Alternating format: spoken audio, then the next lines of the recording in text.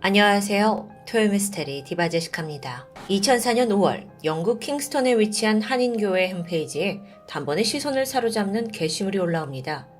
언니를 찾아주세요. 글쓴이는 이 교회 다닌 언니가 실종이 된 것 같다면서 한국인 교인들에게 도움을 요청하고 있었죠. 그녀가 애타게 찾고 있던 이는 킹스턴에 살던 한국인 교포 38살의 강태희 씨입니다. 원래대로라면 강 씨는 이달에 잠시 한국에 귀국할 예정이었어요. 하지만 강 씨가 돌아오기로 한 날 가족 누구도 연락을 받지 못했죠. 심지어 그 주가 다 가도록 강 씨는 감감무소식입니다. 한국에 있는 강 씨 동생은 너무 불안하잖아요. 그래서 즉각 언니가 영국에서 다니던 한인교회 홈페이지에 소식을 묻는 글을 올리게 된 건데요.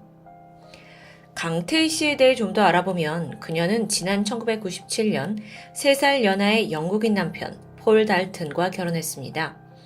이후 영국에서 6살 딸과 함께 단란한 가정을 꾸리고 있었는데 물론 한국에 있는 가족들은 남편 달튼에게도 연락을 해보았죠. 이때 남편이 뜻밖의 소식을 전합니다.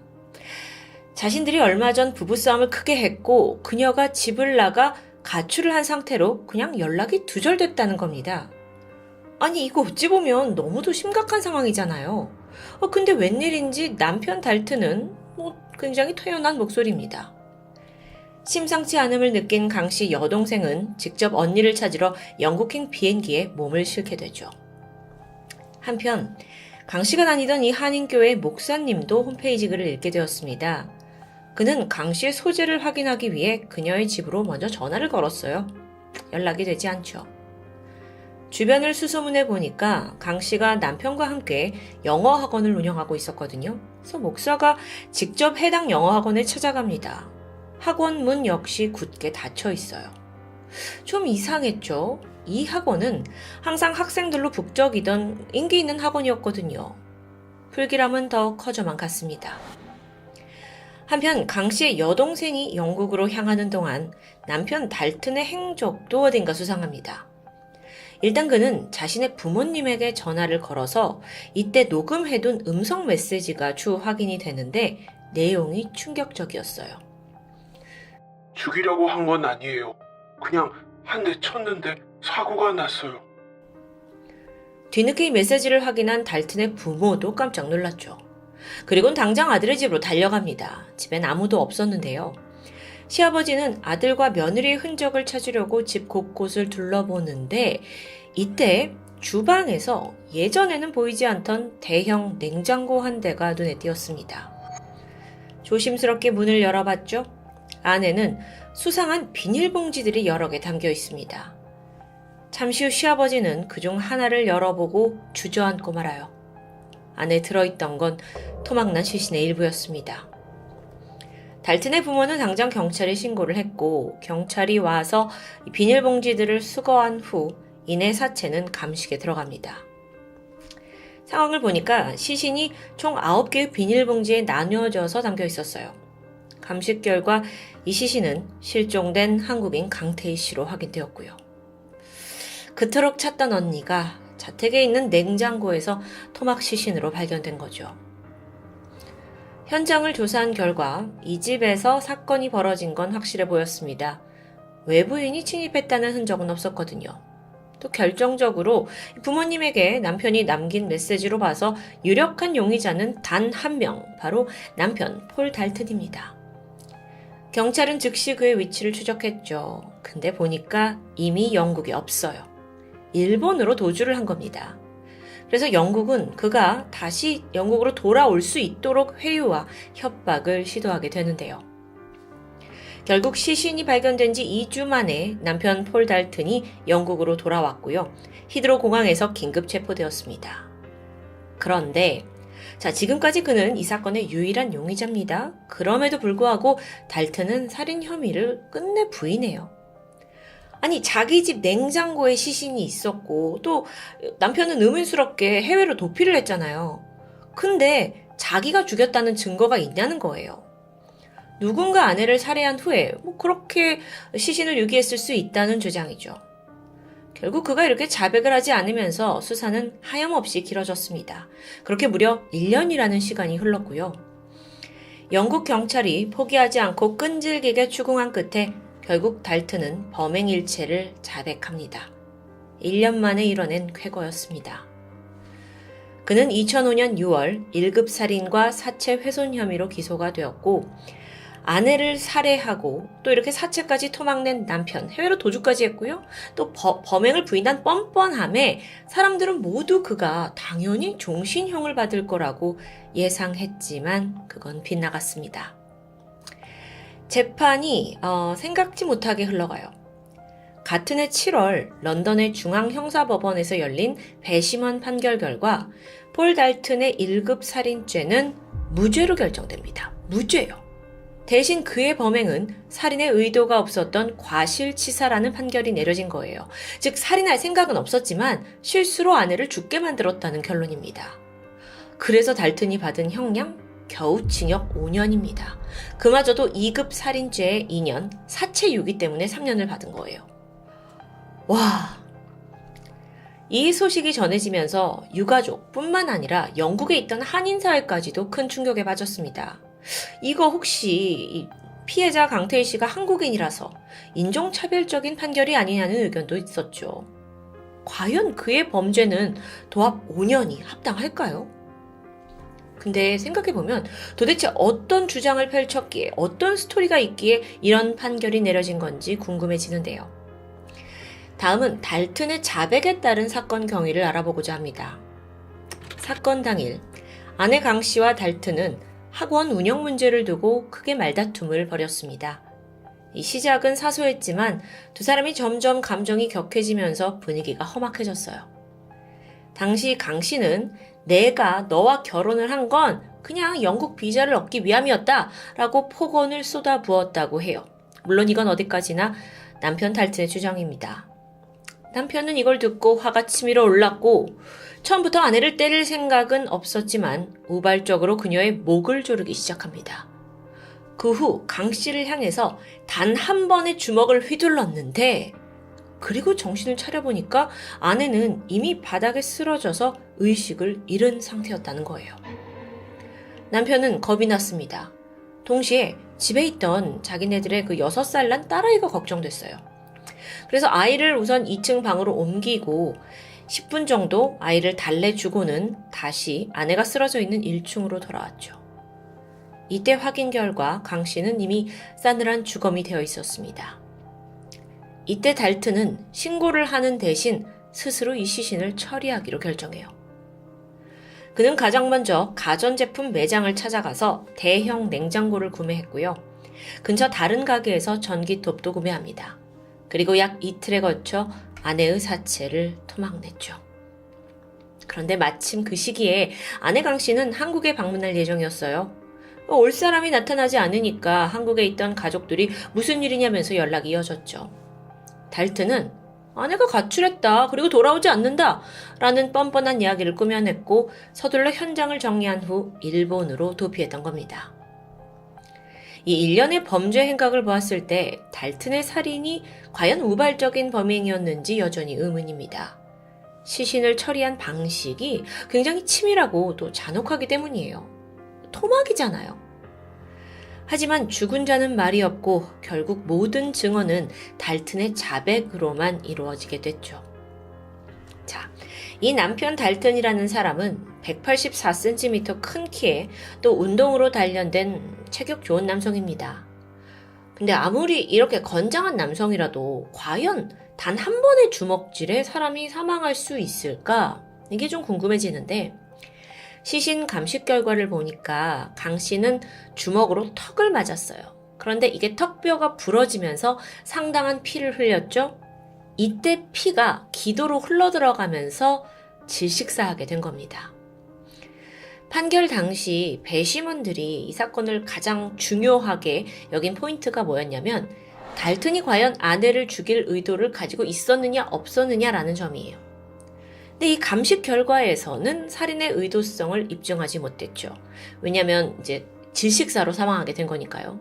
그리고 또 그가 만약 정말 아내를 죽이고자 했다면 어쩌면 칼이나 총 같은 흉기를 사용하지 않았겠느냐 하는 게 배심원단의 의견입니다. 하지만 상식적으로 폭행으로 정신을 잃은 부인을 그냥 방치해뒀다는 건 좀 의심스럽죠.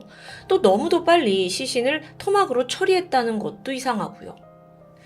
그럼에도 불구하고 모든 진술은 달튼에게 유리하게 적용되고 말았죠. 한편 법정에선 달튼의 모습이 좀 가관입니다.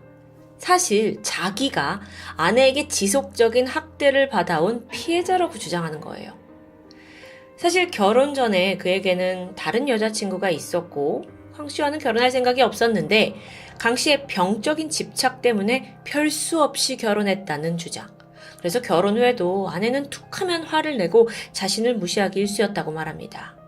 그녀는 늘 폭력적인 성향이 있었고 본인은 그런 아내를 7년간 꾹 참아왔다고 말하는데 여러분 당시 이런 내용은 여과 없이 언론에 공개가 됐어요.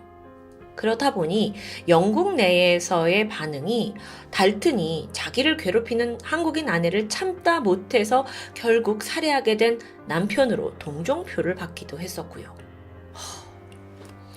또한 달튼은 이 부부가 운영하던 학원의 수입도 아내가 독차지했다고 말합니다. 자기는 그저 강의를 하고 노동력을 제공하면서 이용당했다는 거예요. 여기에 달튼 변호인들은 이번 살인이 불만이 쌓이고 쌓여서 이성을 잃어버린 남편의 실수라는 걸 더욱 강조했습니다. 그리고 놀랍게도 이게 법정에서 받아들여졌던 거죠. 12명의 배심원들은 피해자 강 씨가 이 범행의 원인을 제공했다고 판단했어요. 그 결과 형량이 대폭 줄었고요. 아니 그럼 이 모든 게 정말 사실일까요? 죽은 강 씨 유가족에 의하면 달튼의 주장은 터무니없습니다. 결혼 전부터 달튼이 먼저 강 씨 따라다니면서 좋아했고 프로포즈를 한 것도 달튼이고요. 결혼 후에도 강 씨는 생활력이 강했기 때문에 누구보다 영국에서도 치열하게 일했고 그 덕에 현지에서 집을 장만할 수도 있었거든요. 학원도 차리고요. 하지만 법정에서는 정작 그녀의 입장을 대변해줄 증인이 마땅치 않았습니다. 때문에 재판은 일방적으로 달튼의 편에서 진행될 수밖에 없었던 거예요.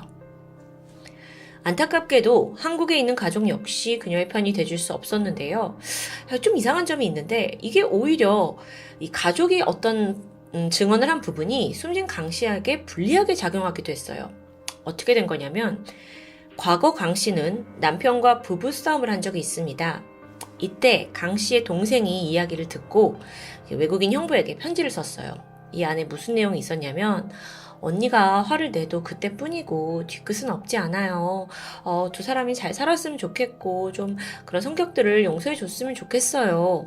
제가 대신 미안해요. 동생은요. 언니의 결혼 생활을 도와주고자 하는 의도였겠죠.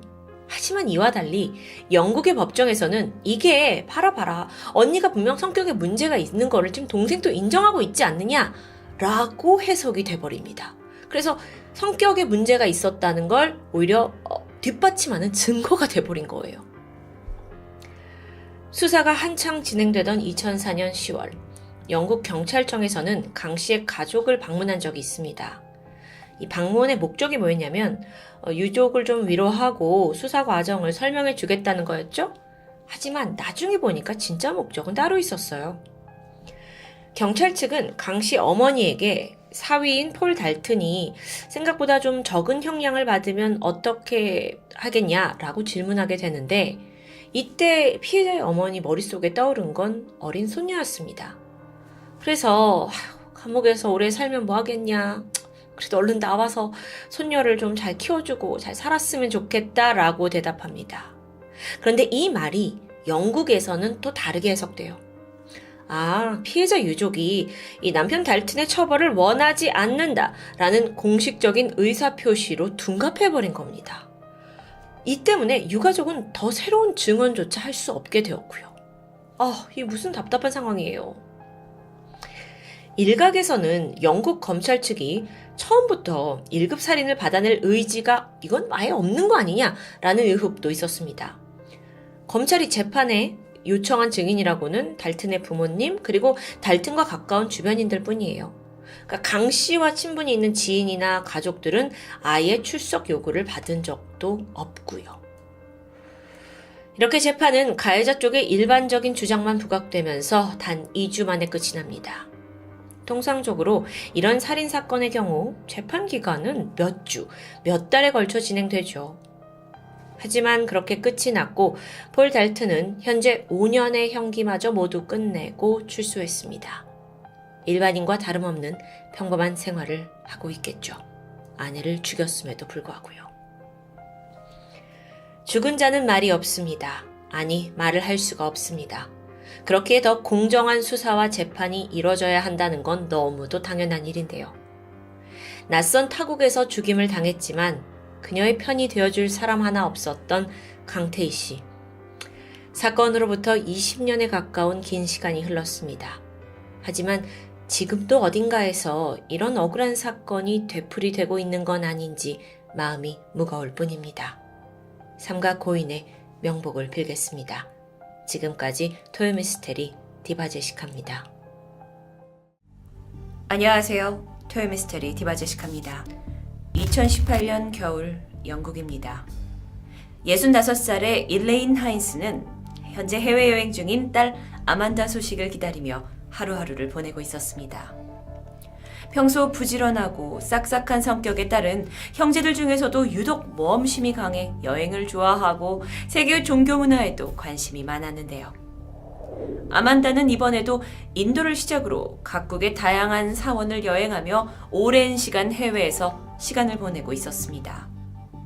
엄마는 그런 딸을 응원했지만 한편으로는 지병이 있는 딸이 약은 잘 챙겨 먹는지 걱정이 놓이진 않았는데요. 12월이 되면서 아만다가 멕시코에 도착했다라는 소식을 들었고 이후 평범한 하루를 보내고 있던 쯤입니다. 당시 아만다와 같이 여행을 하고 있던 친구에게서 갑작스런 문자 한 통을 받게 되는데 아만다가 갑자기 구토를 시작하면서 앓고 있고 또 물 한 모금도 넘기지 못하고 있어서 급히 병원으로 이송한다는 다급한 이야기였습니다. 영국에서 이 소식을 들은 가족은 사실 마음 졸이며 기다리는 것 말고는 당장 아무것도 할 수 있는 게 없었는데요. 그로부터 12시간 뒤 가족들의 간절한 마음이 무색하게도 41살의 아만다는 병원에서 사망했다라는 소식이 전해집니다. 가족들에게는 참을 수 없는 슬픔이 밀려왔죠.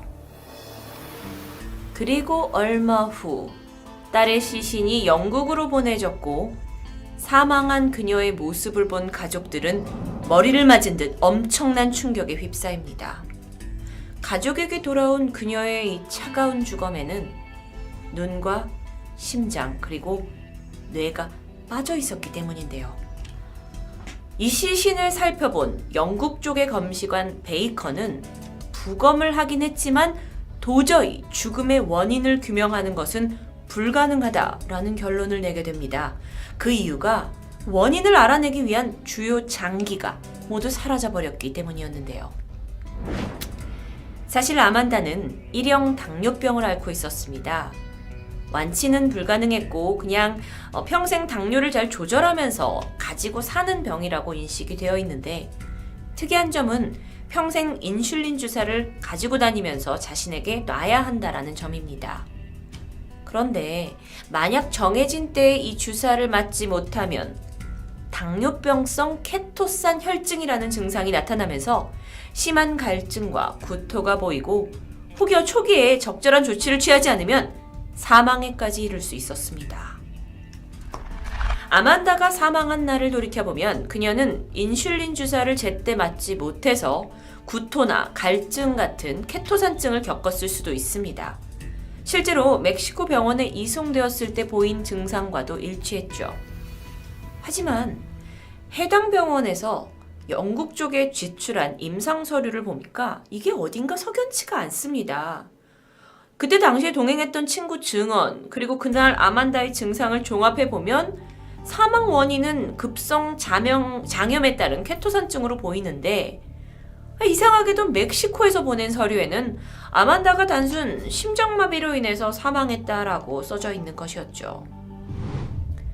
영국 쪽 검시관 베이컨은 정확한 조사를 위해서 나머지 신체 조직을 보는 게 반드시 필요하긴 하지만 지금 이 상태만 보더라도 이게 사망 원인이 심장마비로 보이지 않는다라고 밝혔습니다. 가장 이해할 수 없는 건 당뇨병 환자의 경우 의사가 이제 환자가 왔을 때 반드시 혈당 수치나 인슐린 처치에 대한 기록을 남겨야 되는데 그런 기록도 증거도 전혀 없다라는 것이었죠. 오히려 인슐린 주사를 마치 장시간 일부러 놓지 않은 듯한 아주 높은 수준의 아세톤 레벨이 관찰됩니다. 이렇게 정말 의심스러운 상황에 대해서도 멕시코 병원은 자신들의 책임을 전면 부인합니다. 병원에선 우리가 시신을 넘겨주기 전까지 뭐 다 장기가 있었다 라고 주장을 했고, 그러면 경찰한테 넘겨준 다음에 경찰에선 어때냐? 경찰에선 멕시코 경찰은 이에 대해 언급을 거부하면서 책임을 회피했던 거죠. 당시 수사를 맡은 멕시코 현지 검사는 그 해당 멕시코 병원이 원래 환자 사망률이 90%가 넘는 아주 좋지 않은 시설이다. 그래도 뇌까지 사라진 건 정말 이상한 일입니다. 라는 말만 남겼을 뿐 사라져버린 장기에 대해선 그 어떤 조사도 진행하지 않았습니다. 이렇게 되니까 영국의 가족들은 너무도 비통했지만 달리 할 수 있는 일이 없었죠. 갑작스러운 딸의 죽음, 이해할 수 없는 장기 실종. 이 사건은 큰 이슈를 불러 모았지만 변한 건 없었습니다. 결국 아만다는 텅 빈 시신의 상태로 장례를 치러야만 했는데요. 그런데 이렇게 끔찍한 사건이 벌어진 지 한 달도 채 못 되어 아주 비슷한 사건이 발생합니다. 이번에는 멕시코에 거주하고 있던 한국인 김 씨가 갑작스러운 죽음을 당했고 그의 시신이 본국에 돌아왔을 때 뇌와 심장, 위가 없는 상태였던 겁니다. 멕시코 현지에서 태권도 도장을 운영하는 35살 한국인 김 씨는 1월 2일 자정에 다른 교민 몇몇과 언쟁을 벌이게 됩니다. 처음에는 가볍게 시작된 실랑이었는데 이게 점점 이제 몸싸움으로 번졌고 뒤엉키다가 도중에 김 씨가 바닥에 쓰러져 버린 겁니다. 당시 목격자들은 김 씨가 갑자기 소리를 내며 기절했다고 말했고요. 하지만 기절한 김 씨가 이내 상태가 좀 좋지 않다라고 판단이 되었고 바로 병원으로 이송을 했지만 김 씨는 결국 뇌출혈을 일으켜 죽음을 피하지 못했습니다. 그런데 멕시코 현지 부검에 의해 김 씨의 죽음이 자연사로 결론이 납니다. 몸싸움과는 상관이 없이 김 씨가 건강 상태가 좋지 않아서 뇌출혈이 발생했다고 판단을 해버린 거죠.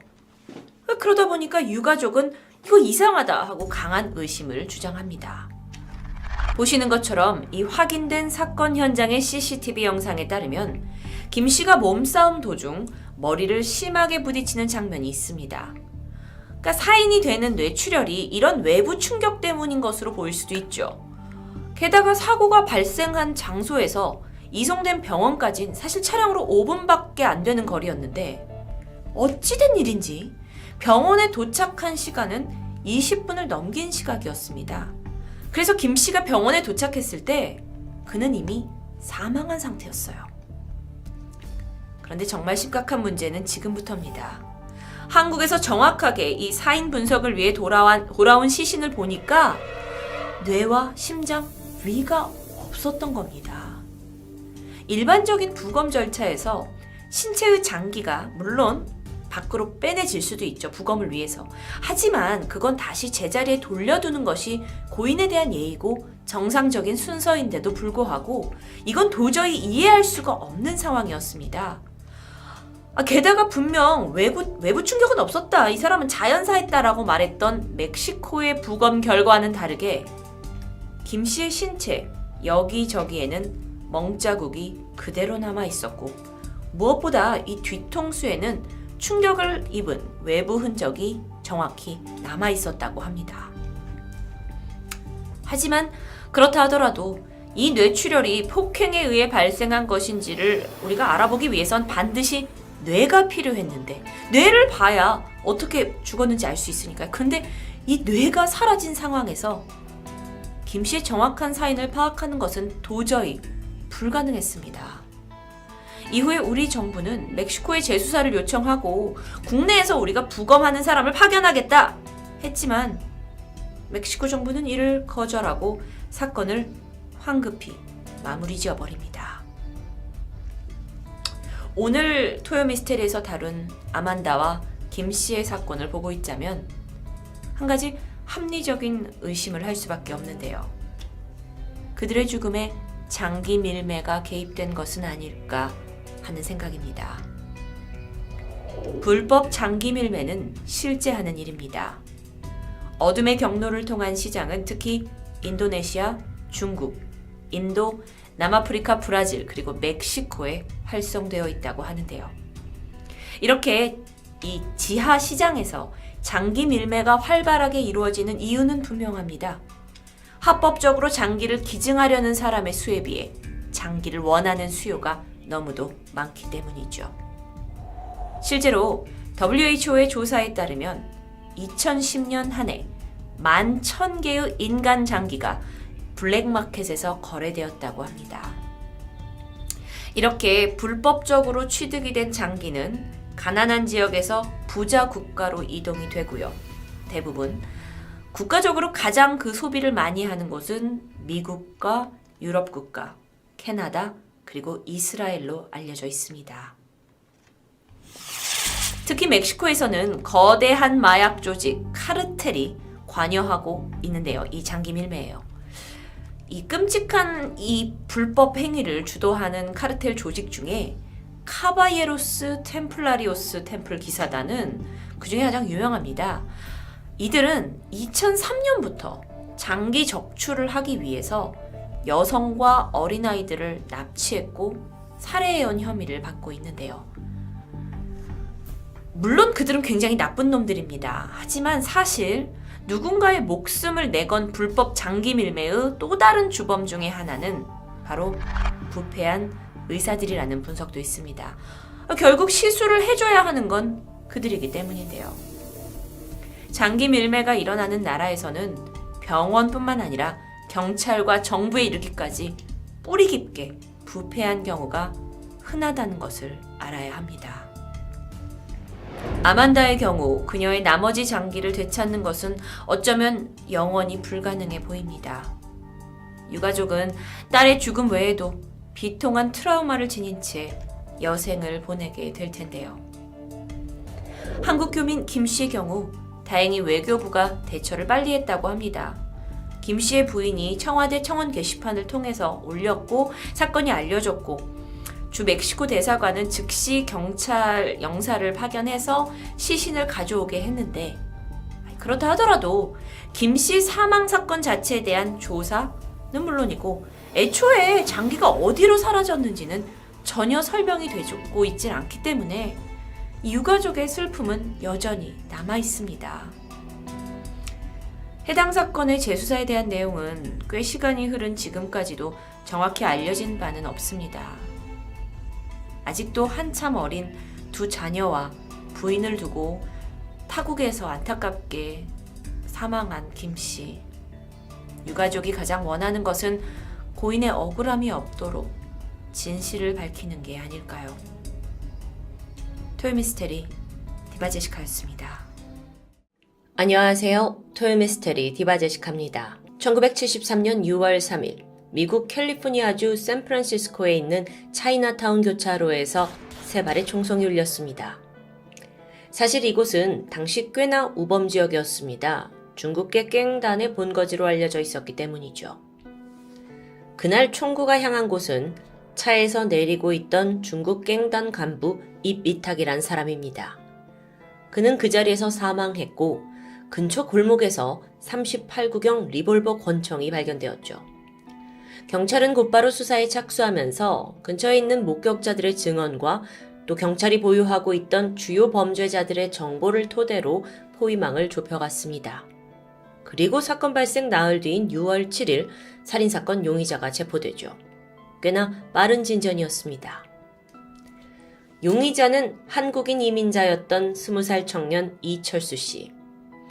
당시 용의선상에 오른 사람은 철수 씨 포함해서 총 4명이었습니다.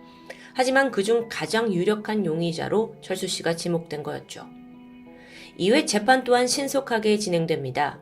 재판부는 그에게 1급 살인에 대한 유죄로 무기징역을 선고했고 그렇게 그는 미국 감옥에 수감되게 되죠. 그런데 법원의 이런 선고 후에도 미국 사회는 여전히 시끄러웠습니다. 강력하게 그의 무장을 주장하는 사람들이 있었기 때문인데요. 먼저 이철수 씨에 대해서 좀 더 알아볼까요? 그는 1952년생으로 서울에서 미혼모의 아들로 태어났습니다. 이후 그의 어머니가 미국 사람과 결혼을 하면서 홀로 이주를 하셨고 이 씨는 한국에 남아 친척들의 손에 키워졌죠. 그가 12살이 됐을 때 어머니가 데리러 와서 그는 미국으로 함께 이주합니다. 낯선 타지에서의 생활은 쉽지 않았습니다. 무엇보다도 영어가 서투르다 보니까 학업을 따라가기 어려웠고요. 또 그 당시엔 아시아계 이민자들이 그렇게 많지 않았던 시절이라 인종차별도 더 노골적이었습니다. 놀림과 괴롭힘은 그의 일상이었죠. 어린 마음에 상처가 늘어가던 어느 날, 이 씨는 화를 참지 못하고 자신을 괴롭히던 학생을 폭행하게 됩니다. 또 이 모습을 학교 교사가 목격하면서 그에게는 퇴학 처분이 내려지는데요. 게다가 이때 학교는 이 씨에게 정신적 장애가 있다는 판단까지 내리게 돼요. 나중에서야 병원에서 정상 판정을 받게 되었고요. 그렇게 이철수 씨는 더 이상 학교에 갈 수 없게 됩니다. 심지어 어머니와도 떨어져서 위탁가정에 맡겨졌어요. 그 후로 방황의 시간들을 겪게 되는데요. 그러던 어느 날 동네에 있는 자전거를 훔쳤다가 주인의 신고로 경찰에 붙잡히는 일이 발생합니다. 이 절도 사건으로 조사를 받으면서 이철수 씨는 인생 처음으로 유치장에 들어가게 되는데 이때부터 이 씨와 지역 경찰의 끈질긴 악연이 시작됩니다. 소위 지역 경찰한테 찍혀버린 거예요. 학교에서 퇴학당한 이민자 청소년이잖아요. 지역 경찰은 동네에서 이런저런 사건이 있을 때마다 그를 용의선상에 올렸습니다. 그리고 조사 명목으로 계속 소환을 하고요. 덕분에 이 씨는 하루가 멀다 하고 유치장 신세를 졌는데요. 하지만 그는 좌절하지 않았습니다. 다시 착실하게 살아보겠다는 마음을 잡고 식당 일자리를 구해서 나름 열심히 돈을 벌었고요. 성실하게 일을 한 덕에 승진도 했다고 하는데요. 또 그 사이에 여자친구도 만들었고요. 그에게는 계획이 있었다고 합니다. 미국에서 충분히 돈을 모은 다음 고향인 한국으로 돌아갈 생각이었죠. 하지만 바로 그 시점 차이나타운에서 총살 사건이 벌어졌습니다. 그리고 20살이었던 이 씨가 즉각 용의자로 몰린 겁니다. 그가 범인으로 지목되기까지의 과정을 다시 한번 짚어보면 일단 현장에 있던 목격자가 총 3명입니다. 이들은 모두 주말을 맞아 차이나타운에 놀러왔던 백인 남성들이었어요. 그들이 모두 입을 모아서 어떤 동양인 남자가 총을 쏘는 걸 봤다라고 증언했어요. 아무래도 피해자가 중국 갱단 간부였으니까 그와 관련된 인물일 확률이 높겠죠. 이후 샌프란시스코 경찰은 목격자들에게 아시아계 전과자들의 사진을 보여줍니다. 그리고 이 중에서 인상착의가 가장 닮은 사람을 고르라고 했어요. 그렇게 4명의 용의자가 추려졌고 그중 1명이 이철수 씨였던 겁니다. 지역 경찰은 이 씨를 단번에 알아봤습니다. 그동안 경찰서로 하도 불렀으니까 어쩌면 당연한 일이었겠죠. 그리고 얼마 후 마치 결론이라도 났다는 듯 4명 중에 오직 이철수 씨만을 소환해서 조사하게 된 겁니다. 물론 경찰들도 나름의 이유가 있었어요. 이철수 씨가 진범이라고 거의 확신하고 있었는데 그 첫 번째 이유는 증인들이 이철수 씨가 의심됐다고 지목했다는 부분입니다. 그리고 두 번째는 그가 사건 당시에 차이나타운에 있었다는 부분이에요. 그리고 세 번째는 이철수 씨가 38구경 권총의 총알을 소지하고 있었다는 점입니다. 그런데 이 세 가지가 정말 확실한 증거일까요? 이게 정황 같은데 조금 엉성하게 느껴지지 않으시나요? 무엇보다 이철수 씨 본인의 이야기를 들어보면 비록 그가 여러 문제에 연루된 비행청소년이라고 할 수는 있겠지만 살면서 단 한 번도 갱단에 소속된 적은 없습니다. 또 권총과 총알을 소지한 건 맞지만 그마저도 본인 게 아니고 점장한테 잠시 빌린 거라고 설명했죠. 갑자기 중국인 깽단 살인마로 지목된데 그는 굉장히 억울하다는 입장입니다. 하지만 당시 그를 범인으로 만든 데는 언어 장벽도 한몫했는데요. 차라리 날 죽여요. 여러분, 용의자가 조사실에서 이런 말을 하면 어떻게 들리시나요? 물론 경우에 따라 좀 다를 수 있지만 이철수 씨의 상황에 대입을 해보면 그 상황의 답답함과 억울함을 표현한 것으로 우린 이해할 수 있겠죠. 하지만 이건 어디까지나 한국에서 그렇습니다. 이철수 씨는 이 말을 영어로 그대로 내뱉었다고 해요. 영어의 서투른 그가 답답함을 표현한 거죠. 근데 여기에 대해 경찰의 해석은 달랐습니다. 자기 죄를 인정하고 죽여달라는 건가? 이런 식으로 오해가 커져갔던 겁니다. 이후 이 씨의 억울함은 란코 야마다라는 일본계 변호사에게 전해졌습니다. 이 야마다 씨 또한 같은 이민자로서 부당한 일이라는 걸 참을 수가 없었어요. 그래서 이 씨의 변호사를 자처하면서 무죄를 주장했고요. 또 한편으로는 한국인 기자에게 이 사건을 좀 더 면밀히 조사해달라고 간청하게 됩니다. 이 제보를 받은 기자는 이경원 씨였는데 캘리포니아 지역의 유력 일간지인 세크라멘토 유니언 소속돼 있던 기자입니다. 한국인 최초 미국 주류 언론사 기자이기도 했고요. 그는 변호사가 제공한 자료를 토대로 취재를 진행하게 되는데 조사를 하면 할수록 경찰 수사에 이상한 부분이 많다는 걸 알게 됩니다. 아니, 우선적으로 이철수 씨의 죄를 입증하려면 분명한 물적 증거가 있어야 하잖아요. 근데 그런 게 전혀 없는 거예요. 목격자들이 그를 리스트에서 지목했다? 과연 그들이 그 작은 사진만 보고 정확히 범인을 특정할 수 있는지가 먼저 의심스러웠습니다.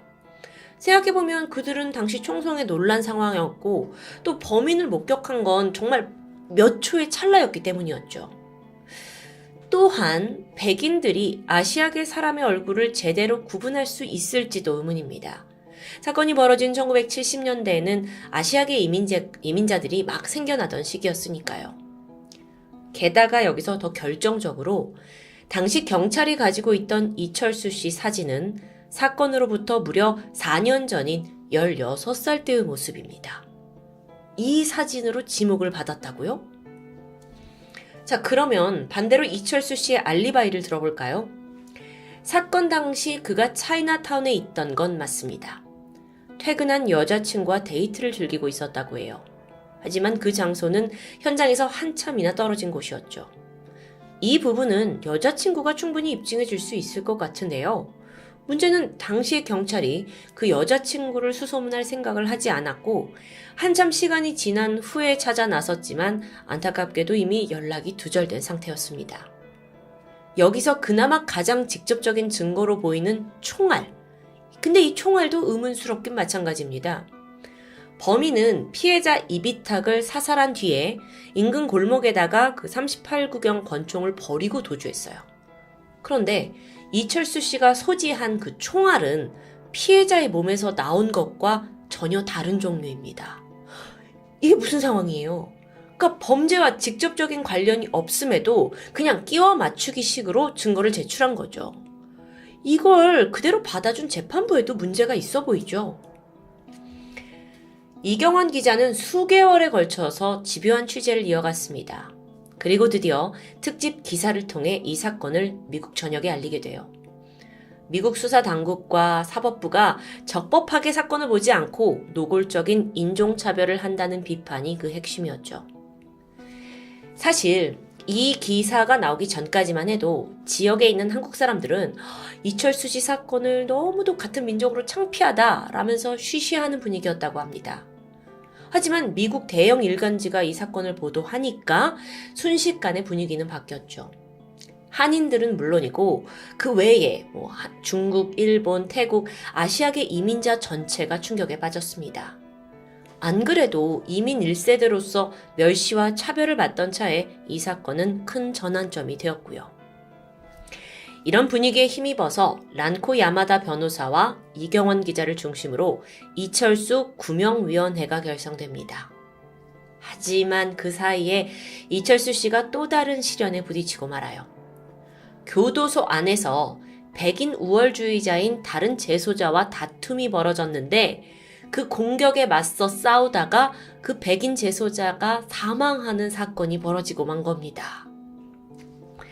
이 결과 이철수 씨의 형별은 무기징역에서 사형으로 바뀌게 됩니다. 근데 여기서 이 씨는 억울함을 호소했죠. 그 백인 우월주의 재소자가 계속된 괴롭힘과 또 육체적인 공격을 해서 나는 내 자신을 지킨 정당방위였다라는 주장입니다. 하지만 미국 재판부는 요지부동이었어요. 동시에 이민자 커뮤니티는 이번에도 이건 백인 중심적인 판결을 내린 게 아니냐라면서 분노했고요. 미국 내에서 이철수 구명운동은 점점 적극적이고 활발하게 펼쳐졌습니다. 후원금이 모여졌고 그걸로 사설 탐정을 고용해서 또 거리에서 시위도 벌여졌고요. 탄원서를 사법부에 보내기도 했는데 얼마 뒤 사설 탐정이 놀라운 소식을 들고 옵니다. 총격 사건 당시 가장 가까운 곳에서 상황을 목격했던 사람이 나온 겁니다. 그의 이름은 스티브 모리스. 그는 자신이 그날 목격한 범인과 이철수 씨의 얼굴 인상착의가 분명 다르다고 진술했어요. 아주 결정적인 증언이었죠. 이거 덕분에 이철수 구명위원회는 더욱더 적극적으로 무죄를 소명할 수 있었습니다. 근거가 확실히 있으니까요. 1982년 8월 미국 법원에서 재심이 열렸습니다. 길고 긴 이 투쟁의 결과는 무죄. 이철수 씨의 억울함이 공식적으로 풀리는 순간이었죠. 그 바로 다음 해인 1983년에는 감옥에서 재소자 공격에 살인을 저지른 사건의 2심 판결이 열렸는데요. 결과는 1심 결과의 무효. 하지만 이때 검찰도 상고를 하겠다라는 강한 입장이었어요. 그래서 이때 변호사가 이철수 씨가 이미 지난 10년간 복역을 한 게 아니냐라면서 적극적으로 어필을 했고 이 기간을 살인죄에 대한 복역으로 인정하도록 검찰과 협의하기 시작합니다. 검찰도 이를 받아들였고 1983년 3월 억울하게 교도소에 들어갔던 20살 한국 청년은 30살의 나이에 자유를 되찾게 됩니다. 이 사건을 계기로 캘리포니아 수사당국은 많은 변화를 겪었습니다. 여러분, 캘리포니아라는 곳이 워낙 여러 문화권 사람들, 그러니까 흑인, 아시아계, 멕시코계, 다양하게 모여 살고 있는 곳인데요. 그때까지만 해도 수사당국은 철저히 백인사에 맞춰서 움직였다는 비난을 피할 수 없었던 거죠. 하지만 사건 이후 최소한 이민자들을 조사하는 데 있어서는 그들의 문화를 이해하는 게 중요하다는 걸 깨닫게 된 겁니다. 여기서 그치지 않고 캘리포니아 주의 공립학교에서도 변화가 생겼습니다. 이민가정 학생이 100명이 넘는 곳에는 이중 언어를 할 수 있는 교사를 채용해야 한다라는 규정이 생겨난 거예요. 아주 큰 변화였죠. 과거 이 씨가 학교에서 괴롭힘을 당하다가 오히려 퇴학 처분을 받았다는 게 알려지면서 이걸 예방하기 위함이었습니다. 한편 이철수 구명위원회에서는 당시 많은 아시아계 이민자 청년들이 활동을 했었는데 그중 상당수가 후에 변호사나 정치가가 되었다고 알려져 있습니다. 그들은 지금까지도 정의로운 세상을 실현하기 위해 노력 중입니다. 이철수 씨는 후로도 미국에서 쭉 생활을 이어갔다고 합니다. 그리고 지난 2014년 62세의 나이로 세상을 떠나게 됐죠. 미국이라는 낯선 땅에서 차별과 누명으로 얼룩진 삶을 살아온 이철수 씨. 그리고 그의 자유와 인권을 위해 함께 싸운 이민자들의 이야기는 아직까지도 한 획을 그은 사건으로 회자되고 있습니다. 아메리칸 드림으로 미국에 건너갔지만 문화적 차이와 또 언어 장벽으로 인해 불이익을 당한 사람들의 이야기가 심심치 않게 전해지고 있습니다. 물론 지금은 그때와 상황이 좀 다르죠. 어쩌면 아시아 출신 이민자들이 미국이라는 사회에서 단단하게 뿌리내릴 수 있었던 데에는 이철수 씨 그리고 그를 도와준 그 많은 분들의 희생과 노력이 있었던 건 아닐까 싶습니다. 지금까지 토요미스테리 디바제시카였습니다. 안녕하세요. 토요미스테리 디바제시카입니다. 지난 2017년 5월 21일 33살의 직장인 손경산 씨는 5박 6일의 꿈같은 휴가를 얻었습니다. 일상에서 잠시 벗어나 휴식을 즐길 수 있는 아주 소중한 기회였죠. 그녀는 홀로 떠나는 동남아 여행을 계획하게 되는데 물론 여럿이 떠나는 것도 좋지만 혼자 가면 일정에 구애받지도 않고 좀 더 자유로운 시간을 가질 수 있다는 점에서 매력적이기도 합니다. 그녀가 향한 곳은 바로 라오스. 저렴한 물가와 자연경관에 문화유산까지 가득한 곳이죠. 게다가 당시 라오스를 배경으로 한 TV 프로가 방영되면서 경산시 외에도 국내 여행객들에게 큰 인기를 끌고 있었습니다. 드디어 설렘을 안고 라오스에 도착한 그녀는 마냥 행복한 시간을 보내게 되는데요. 여행 둘째 날인 5월 22일, 이날은 루앙프라방에 위치한 꽝시 폭포에 방문하는 날이었습니다. 꽝시 폭포는 라오스에서 가장 아름다운 폭포로 꼽히는데 라오스 관광객들 대부분이 이곳을 보러 간다고 해도 과언이 아닐 정도죠. 하지만 단 한 가지 문제는 꽝시 폭포의 위치였습니다. 이곳은 루아프라방 시내에서 약 40분가량 떨어진 아주 외진 숲속 한가운데 위치해 있습니다. 그렇다 보니 관광객들이 이곳을 방문할 수 있는 방법은 툭툭이라는 라오스 현지 택시를 타거나 또는 여행사와 연계되어 있는 패키지 투어를 이용하는 방법뿐이었죠.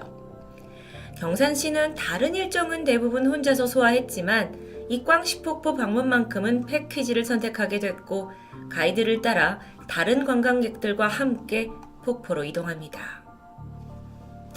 에메랄드빛 꽝시폭포에 도착한 후 개별적으로 자유시간이 주어졌습니다. 사람들 모두 뿔뿔이 흩어졌고 경산시 역시 인근을 둘러보기 시작했는데요. 정말 너무도 이국적인 광경에 시간이 가는 줄 모르고 관광을 즐겼죠.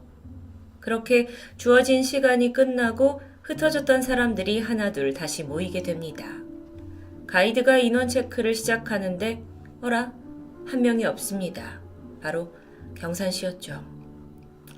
집결 시간으로부터 30분이 지나도록 모두가 기다렸지만 그녀는 돌아오지 않았습니다.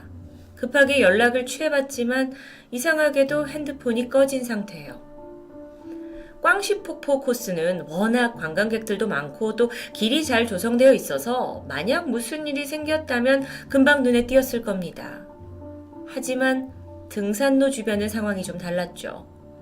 코스를 조금만 벗어나도 이렇게 사진처럼 험하고 빽빽한 숲길이 펼쳐져 있어서 평소에도 이 코스를 이탈해서 길을 잃는 사고가 종종 발생했다고 합니다.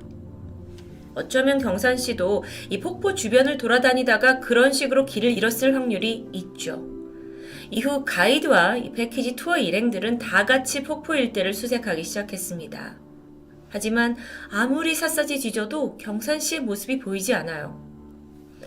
상황의 심각성을 인지한 이들은 결국 현지 경찰에게 실종 신고와 구조 요청을 하게 되는데요. 신고를 받은 경찰이 출동했죠. 그들 역시 한국인 경산시가 지리에 익숙하지 않다 보니까 단순히 외국인이 주변 산속에서 헤매고 있을 거다라고 생각합니다. 그리고 인력이 투입돼서 폭포 인근 수색이 시작됐는데요. 근데 이상하게도 경찰 역시 그녀의 흔적을 찾을 수 없었습니다.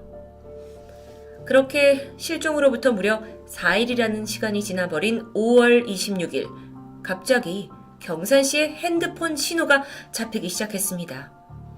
꺼져 있던 핸드폰이었는데 누군가에 의해서 켜졌다는 뜻이겠죠. 물론 그 당사자가 경산시 본인일 가능성이 높기 때문에 라오스 경찰은 일단 위치 추적을 시작했습니다. 그리고 신호가 포착된 곳은 루앙프라방의 한 정글. 그러니까 경산시가 사라진 이 꽝시폭포 지점에서 약 60km 떨어진 밀림 한가운데에서 신호가 발견된 겁니다. 게다가 이곳은 아주 험한 지역이라서 라오스 현지인들도 잘 가지 않고 그닥 알려지지도 않은 곳이에요. 경찰은 경산시 핸드폰으로 당연히 전화를 걸었죠. 하지만 끝끝내 전화는 연결되지 않았고 이내 핸드폰마저 꺼져버립니다. 이후에 이 핸드폰은 2번 다시 켜지지 않았고요. 한편 한국에서 딸의 실종 소식을 들은 가족들은 한걸음에 라오스 현지에 도착했죠. 당시 경찰들은 이 경산시의 실종에 대해서 자발적으로 잠적을 한 게 아니냐라는 가능성을 배제할 수는 없었는데요. 가족들의 생각은 전혀 달랐죠. 스스로 사라졌을 리가 결코 없다. 분명 이건 누군가에 의해 납치된 거다라고 주장했습니다. 그도 그럴 것이 경산시의 모든 짐이 그녀가 머물던 게스트하우스에 고스란히 남아있었기 때문이에요. 정말 자발적으로 잠적을 할 생각이었다면 최소한의 짐이라도 챙겨서 사라지지 않았을까요? 무엇보다도 경산 씨는 회사나 가족, 주변인들과도 뭐 이렇다 할 문제나 스트레스가 전혀 없었기 때문에 의도적인 잠적? 글쎄요, 그걸 할 이유는 없어 보입니다. 게다가 납치가 아닌 단순 실종으로 보고 정말 그녀가 길을 헤매고 있던 중이었다면 핸드폰이 잠시 켜졌잖아요. 그 중요한 순간에 분명 필사적으로 연락을 취하려고 했을 게 당연한데요. 연락이 되지 않았고 핸드폰이 꺼졌다는 사실도 앞뒤가 맞지 않습니다. 분명 제3자가 그녀의 실종에 개입되었다는 것에 무게를 둘 수밖에 없는 상황입니다. 그러던 중 수사에 결정적인 도움이 될 만한 한 줄기 희망이 생겨났습니다. 이 한국인 경산 씨를 본 것 같다는 현지인 목격자가 나타나게 된 건데요. 40대 라오스인 남성은 내가 혼자 걸어가는 한국인 여자를 본 적이 있다 하면서 경찰을 직접 찾아왔습니다. 어쩌면 유일한 목격자일지도 모르는 그에게 상세한 진술을 듣고자 했지만 어라, 경찰이 들어보니 어딘가 이상합니다. 갈수록 진술이 앞뒤가 맞지 않고 일관성도 없고 말도 바뀌고요. 전혀 신뢰할 만한 수준이 아니었던 거죠. 결국 경찰은 이 남성이 수사에 혼선을 주기 위해 의도적으로 접근했다는 의심을 품게 되었고 이후 그를 목격자가 아닌 용의자의 신분으로 체포하기에 이르게 되는데요. 하지만 그 남성은 용의자 신분이 된 직후부터 사건과 관련해서 묵비권을 행사해버립니다. 정말 너무도 수상한 그의 태도죠. 정말 그는 아무런 관련이 없던 걸까요? 그게 아니라면 도대체 무엇을 숨기고 있는 걸까요? 경산씨 실종과 관련해서 안타까운 점은 별다른 증거가 없다는 겁니다. 하지만 현재 가장 유력한 정황으로 보이는 것은 경산씨가 바로 이곳의 마약 재배자들에 의해 납치되었을 수도 있다라는 가설인데요. 지도에서 루앙프라방의 위치를 보면 여기는 태국과 미얀마, 중국의 운남성과 아주 근접한 지역입니다. 국경이 이렇게 맞닿아 있다 보니까 루앙프라방은 이른바 골든 트라이앵글이라고 불리면서도 유명하죠. 여긴 마약 재배의 성지로도 또 한 번 유명합니다. 실제로 이곳에선 마약 재배 일손이 필요하다 보니까 사람이 납치되는 일도 종종 발생해왔다고 합니다. 그렇다면 혹시 경산씨 역시 이 마약 농장을 운영하는 어떤 현지인에 의해 납치된 건 아닐까요? 그렇다면 그 허위 제보를 한 남성? 그는 마약 농장 관계자일 수도 있습니다. 혹은 사람을 납치해서 일꾼으로 판매하는 브로커일 수도 있고요. 물론 이건 추정일 뿐입니다. 이거 외에 또 다른 추정으로 본다면 바로 북한과 연루되었을 가능성입니다. 루앙프라방은 2010년대 초반부터 이 탈북자들의 탈북 루트로 자주 사용되었습니다. 그렇기 때문에 일부의 라오스 교민들은 탈북자 조직이나 혹은 북한 측과 연루되어서 실종되었을 가능성도 있다고 조심스럽게 제기했죠. 그 외에도 경산씨가 실종된 2017년은 라오스에서 유독 인신매매 범죄가 활개를 쳤던 때였기 때문에 경산씨 역시 그들의 표적이 되었을지도 모른다는 이야기가 있습니다. 그녀는 홀연히 실종되고 수많은 가정들이 이렇게 맴도는 가운데 라오스 교민들이 입을 모아서 지적하는 게 있습니다. 바로 당시 한국 대사관의 대처. 라오스에서는 다른 어떤 SNS보다도 페이스북의 이용률이 압도적으로 높은데요. 근데 경산씨가 실종됐을 당시 대사관에서는 페이스북은 물론 공식 홈페이지에조차도 그녀의 실종과 관련된 아무런 정보를 업로드하지 않았다고 합니다. 물론 그 게시만으로 바로 그녀를 찾을 수 있다라는 건 아니지만 만약 대사관이 좀 더 신속하게 페이스북으로라도 이 한국인의 실종을 알렸더라면 어쩌면 아주 작은 단서라도 빠르게 제보받을 수 있지 않았을까요? 현지 교민들조차 대사관의 이런 대처에 분통을 터뜨렸죠. 누구보다 우리나라 국민의 안전을 책임져야 할 기관이 너무도 안일하게 대응했던 겁니다. 현재 2021년 경산씨가 사라진 지 4년이 지났습니다. 그리고 여전히 그녀의 행방은 묘연한 상태죠. 경산씨의 어머니 김씨는 코로나 사태가 시작되기 직전까지 주기적으로 라오스를 찾았고 꽝시폭포를 방문해서 계속적으로 딸의 행방을 수소문했다고 합니다. 그녀는 현지인들에게 자기가 직접 만든 실종지 전단을 나눠주면서 하염없이 딸의 이름을 외치고 있는데요. 이 실종 사건은 사람들이 오래 기억하는 것만으로도 실종자를 찾을 확률이 높아진다고 합니다. 오늘 토미 영상을 통해 손경산 씨의 실종을 함께 안타까워해 주시고 가족의 슬픔을 느껴주셔서 감사합니다. 그리고 한 가지 더, 라오스에서 사라진 그녀의 실종을 꼭 기억해 주시길 바랍니다. 147cm의 아담한 키, 앞머리가 있는 긴 머리 스타일, 소녀같이 앳된 생김새를 하고 있는 경산씨. 이제는 그녀가 37살이 되었을 텐데요. 하루빨리 사랑하는 가족들의 품으로 그리고 고국으로 돌아오기를 바라고 있습니다. 토요미스테리 디바제시카입니다. 안녕하세요. 토요미스테리 디바달리아입니다. 1998년 9월 25일 미국 노스캐롤라이나의 작은 도시 미베인. 이날은 인부들이 모여 고속도로 길가의 잡초를 제거하는 날이었어요. 한창 작업에 열중하던 중 한 조경사가 높은 광고판 밑에 하얀 물체를 발견합니다. 가까이 다가가서 보니 그것은 다름 아닌 사람의 시신이었습니다. 어린아이로 보이는 듯 체구가 작았습니다. 바로 경찰이 출동했고 현장 감식이 실시되었죠.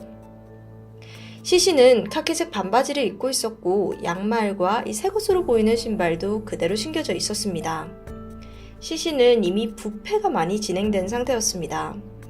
그래서 경찰은 피해자가 그해 봄에서 여름 사이 사망한 것으로 추정했죠. 사건을 담당한 수사관은 팀 훈. 그를 중심으로 수사팀은 현장에서 증거가 될 만한 것들을 모두 수집했습니다.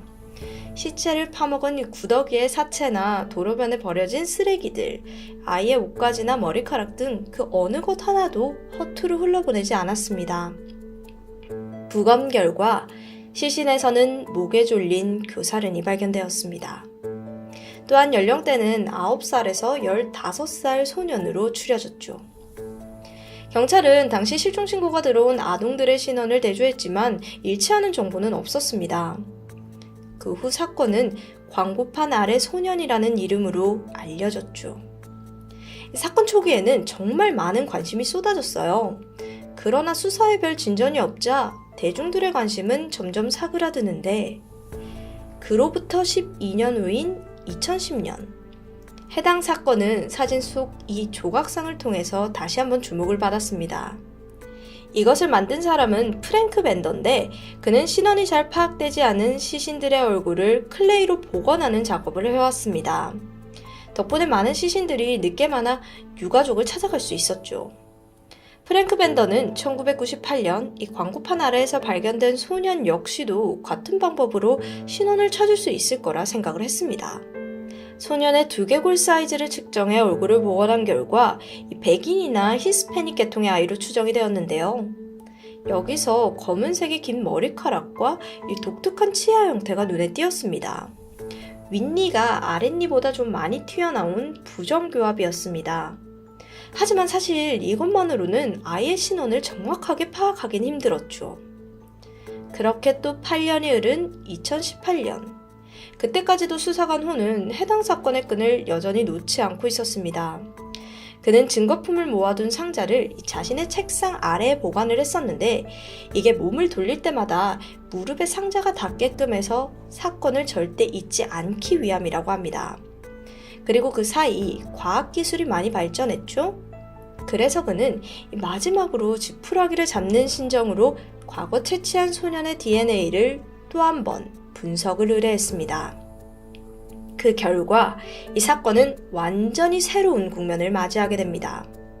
과거 프랭크 밴더를 비롯한 많은 이들은 광고판 아래 소년을 백인 또는 히스패닉 계통의 사람으로 추정했는데 이 DNA 분석 결과 아이는 유럽인과 아시아인의 혼혈임이 밝혀졌습니다. 이는 수사에 있어 아주 큰 변환점입니다. 아이가 발견된 당시 미베인 지역에는 아시아인이 그렇게 많지 않았기 때문이었어요. 호는 이를 토대로 아이의 또 다른 유전자 정보를 분석하는 데 박차를 가했습니다.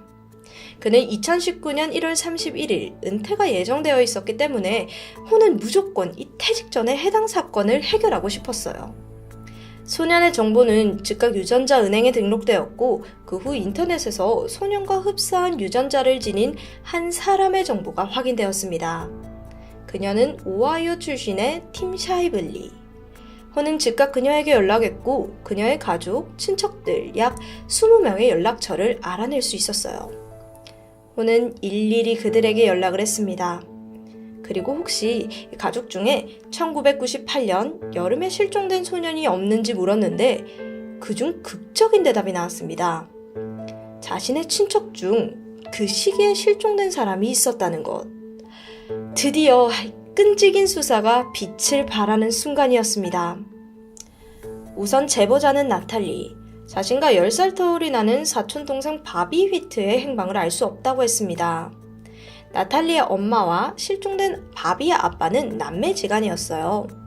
바비는 미국인 아빠 존 러셀 휘트와 한국인 엄마 조명아 씨 사이에서 1988년 1월 7일에 태어났습니다. 바비는 가족들 사이에서 굉장히 많은 사랑을 받으면서 자랐습니다. 친척들끼리도 서로 화목하고 가깝게 지내는 사이였기에 여름마다 수영을 하면서 다 같이 시간을 보내기도 했어요. 나탈리가 기억하는 바비는 항상 행복하고 여느 아이들처럼 노는 것을 좋아하는 아이였다고 합니다. 그랬던 그들의 왕래가 끊어진 것은 1996년쯤 바비의 아빠이자 나탈리의 삼촌인 존이 직장 문제로 노스캐롤라이나로 이사가면서부터였습니다. 그러던 1998년 5월, 존이 누나에게 전화를 걸어서 뜻밖의 소식을 전했습니다. 아내가 바비를 한국에서 키우겠다며 한국으로 갑자기 돌아가 버렸다는 거죠. 존은 이제 그들을 만날 수 없다며 매우 슬퍼하는 듯 했습니다. 이 소식은 다른 가족들에게도 너무나 갑작스러웠는데요. 이후 존은 아내와 바비의 이름만 나와도 불같이 화를 내는 등 예민하게 굴기 시작해요. 가족들은 그저 헤어진 아내와 자식에 대한 상실감 때문이겠거니 생각을 했습니다.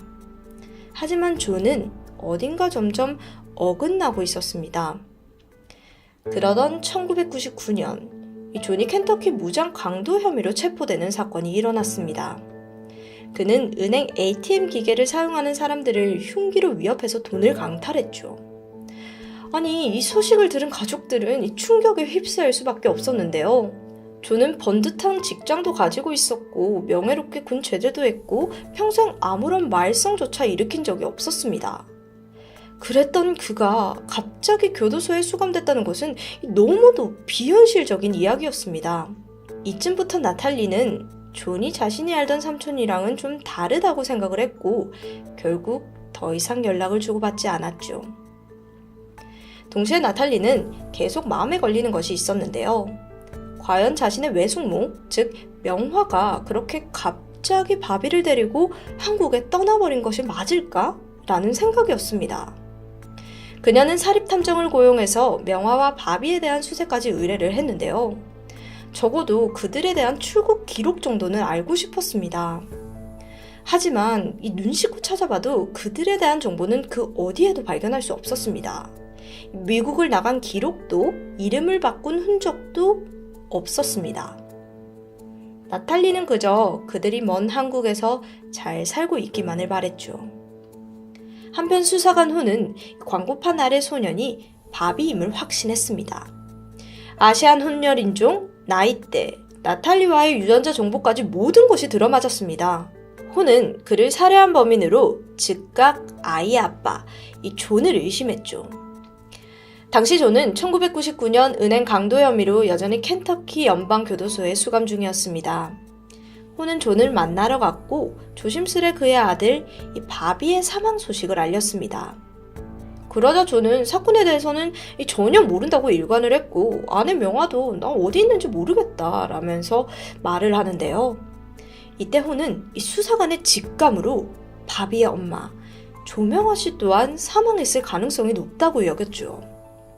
그는 바비가 사망한 1998년 비슷한 지역에서 숨진 아시안 여성이 있는지 조사에 나섰습니다. 그 결과 1998년 사우스 캐롤라이나에서 신원불명의 아시안 여성이 발견된 사실이 드러났습니다. 유전자를 대조해본 결과 그 신원은 바로 조명아 씨. 조명아 씨에 대해 남아있는 기록은 굉장히 한정적이었습니다. 1954년 1월 27일에 한국에서 태어났다는 것, 그리고 미국에서 일을 하던 중 존을 만나 결혼 후 바비를 낳았다는 정도입니다. 조명아 씨의 시신은 이 바비보다 4개월이 이른 1998년 5월 13일에 나체로 발견이 되었는데 손목에는 결박흔이 있었고 사인은 질식. 이 당시에는 신원 불명이었으나 혼의 추적으로 이제야 신원이 드러난 것입니다. 자, 모자가 모두 사망한 채 발견된 상황이죠.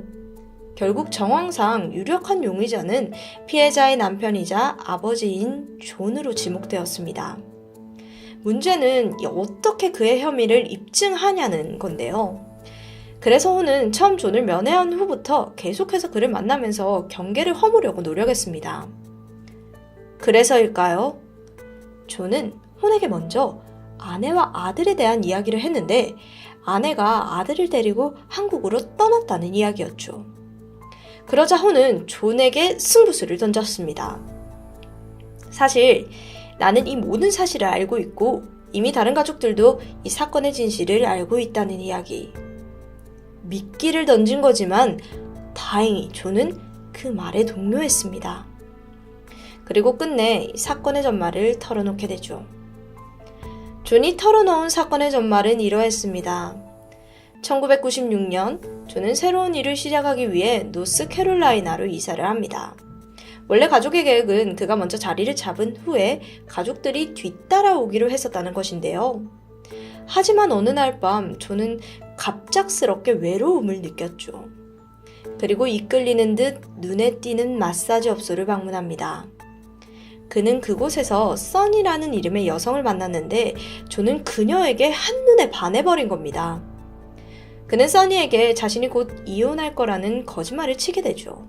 하지만 한편으로는 얼마 뒤에 이곳으로 따라올 아내와 아들이 걱정되었던 거예요. 결국 그는 이 둘을 제거하기로 결심합니다. 그리고 얼마 후 아내와 아들이 그가 있는 곳으로 도착했습니다. 5월 12일 모두가 잠든 밤 존은 베개를 이용해서 아내를 질식시켜 살해합니다. 시신은 차 트렁크로 옮겼고 집에서 약 300km 떨어진 곳에 시신을 버리고 돌아왔죠. 그 후 집에 남은 명화의 소지품을 모두 치워버렸고 얼마 후에 써니가 그의 집에 돌아와 같이 살게 되었습니다. 써니에게는 아내가 아이를 남겨두고 떠났다는 거짓말을 둘러댔어요. 그러나 바비는 엄마가 갑자기 사라지자 혼란스러웠던 거죠. 그는 아빠와 써니에게 계속해서 질문을 하면서 엄마의 행방을 물었습니다. 써니는 그런 바비가 마음에 들지 않았던 거예요. 그래서 존에게 바비를 그냥 엄마에게 보내버려라 이러면서 종용을 했습니다.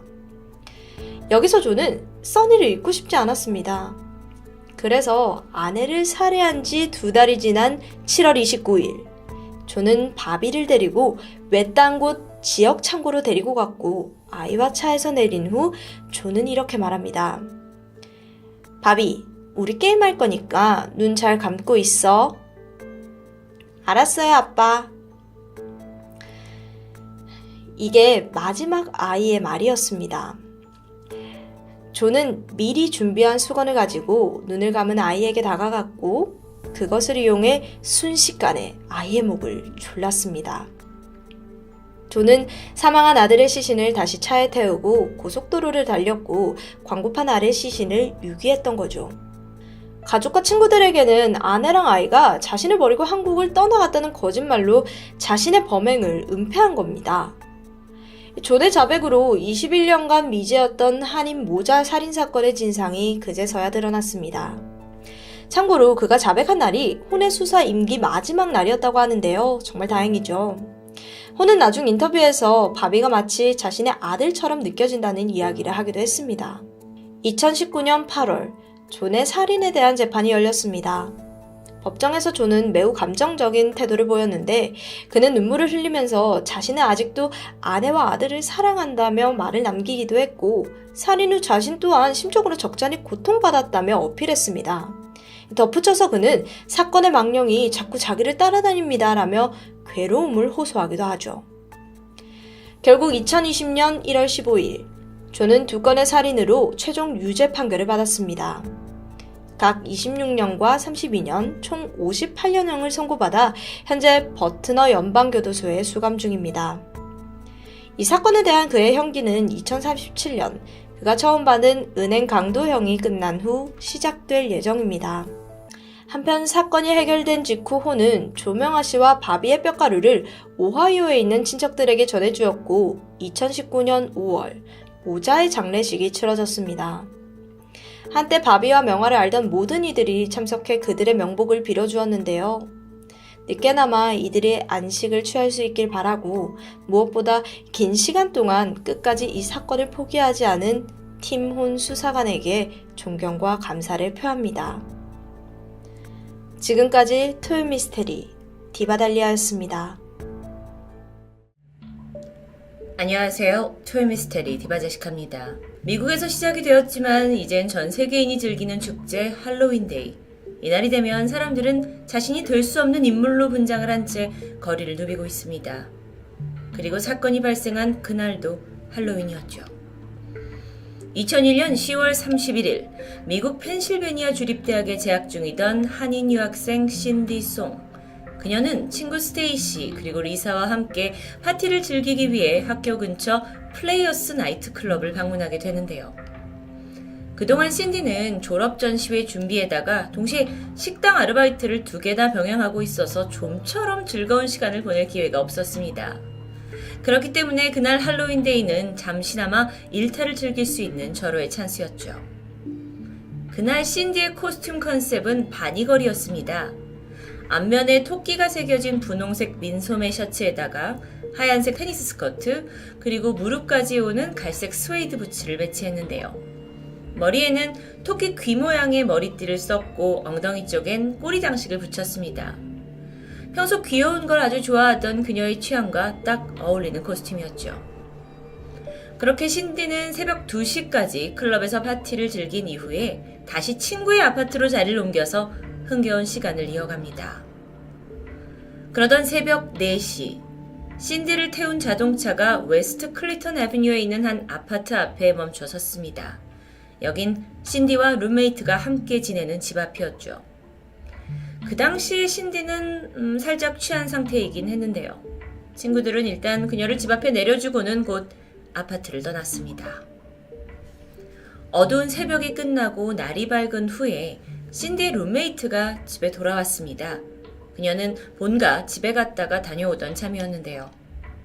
집 안에는 아무도 없었지만 대수롭지 않게 여겼습니다.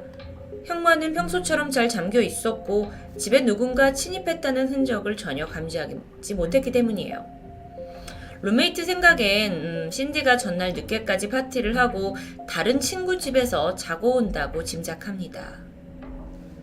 하지만 그로부터 3일 내내 신디에게는 아무런 연락이 없습니다.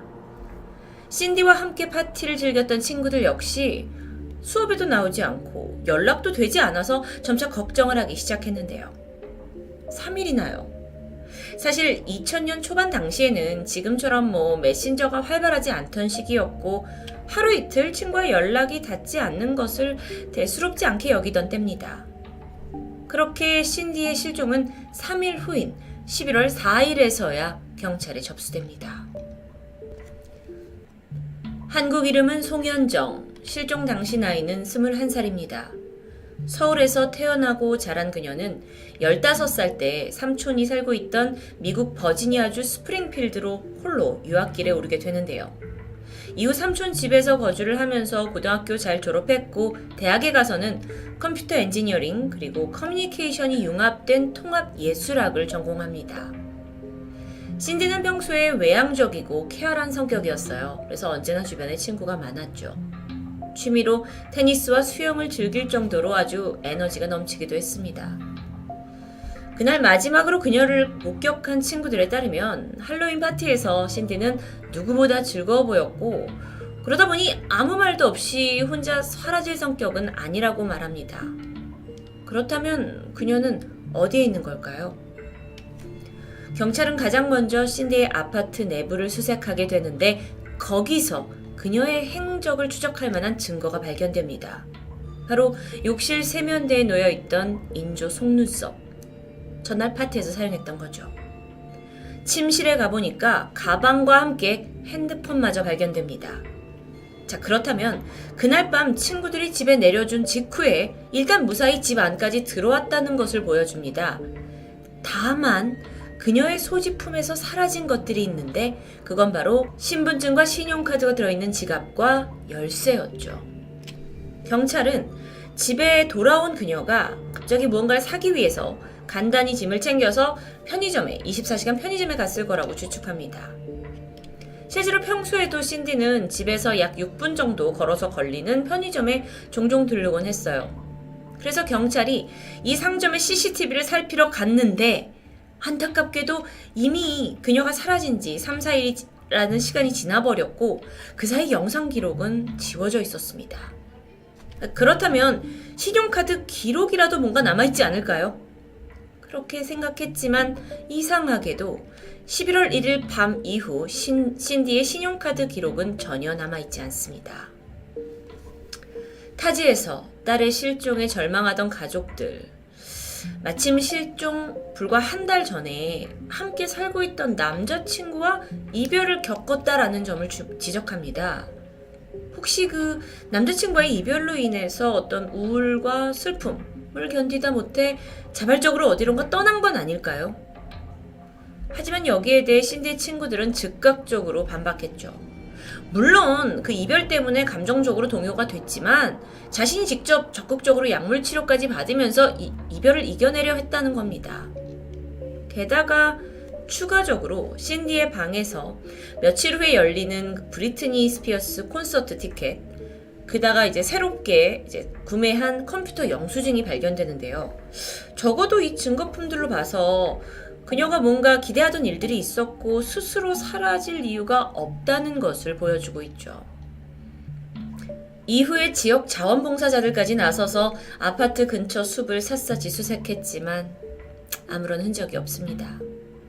그때는 GPS 추적 기술이 지금처럼 뛰어나지 않았고요. 메일을 제외하고는 한 사람의 흔적을 확인할 만한 SNS가 전혀 존재하지 않았죠. 그러던 중 경찰이 새로운 가설을 제시합니다. 바로 그녀의 실종이 불법 약물, 즉 마약과 연관되었을 수도 있다는 거예요. 신디 집에서 발견된 다이어리를 보니까 신디와 친구들이 마리화나 그리고 엑시터시를 사용했다고 적혀 있습니다. 분명 의심점이 보였지만 반대로 친구들에 따르면 그건 수업 과정에서 사용된 실험 재료에 불과했다고 설명하는데요. 결국 이 약물에 관련해서는 그녀가 적어놓은 그 일기장을 제외하고는 약물을 사용했다는 그 어떤 증거도 없었기 때문에 관련성은 배제됩니다. 정말 답답할 정도로 아무런 단서가 없었던 신디 송 실종 사건. 수사 책임자는 신디가 이 아파트를 떠나거나 혹은 차를 타는 모습을 목격한 사람이 단 한 명도 없다 하면서 어려움을 하소연했죠. 그런데 얼마 후 경찰에 한 통의 제보 전화가 걸려옵니다. 필라델피아에 거주하는 한 여성이에요. 그런데 신디로 보이는 어떤 여자가 차이나타운에서 한 남자에 의해 강제로 차에 태워졌고 그때 비명을 지르고 있다라는 걸 기억해낸 겁니다. 자, 일단 이 필라델피아 차이나타운이라는 건 신디의 아파트로부터 거의 300km 이상 떨어진 먼 곳입니다. 그 당시 목격자는 실랑이가 있다 보니까 그들한테 다가가서 무슨 일이냐라고 물어봤다고는 하는데요. 남자가 화를 내면서 방해하지 말고 가라! 라고 해서 자리를 떴다고 합니다. 어쩌면 의미가 있을 수 있는 유일한 목격일 수도 있는데 또 문제가 발생합니다. 이 목격자의 진술이 여러 번 바뀌는 거예요. 그러면서 이 제보가 정말 진실인지 점차 신빙성을 잃게 되죠. 그래도 수사팀은 이 여성이 목격했다고 주장하는 그 남자의 신원을 알아내기 위해서 몽타주까지 제작합니다. 하지만 끝끝내 연관성을 찾아낼 수 없었죠. 그렇게 한인 유학생 신디송 실종 사건은 하염없이 시간만 흘렀습니다. 그로부터 2년 뒤인 2003년 한 정보원이 신디의 행방의 단서가 될 만한 정보를 경찰에 제공하게 되는데요. 그는 내가 이 신디송 사건의 범인을 안다 라고 말하면서 지목한 범인은 휴고 셀렌스키였습니다.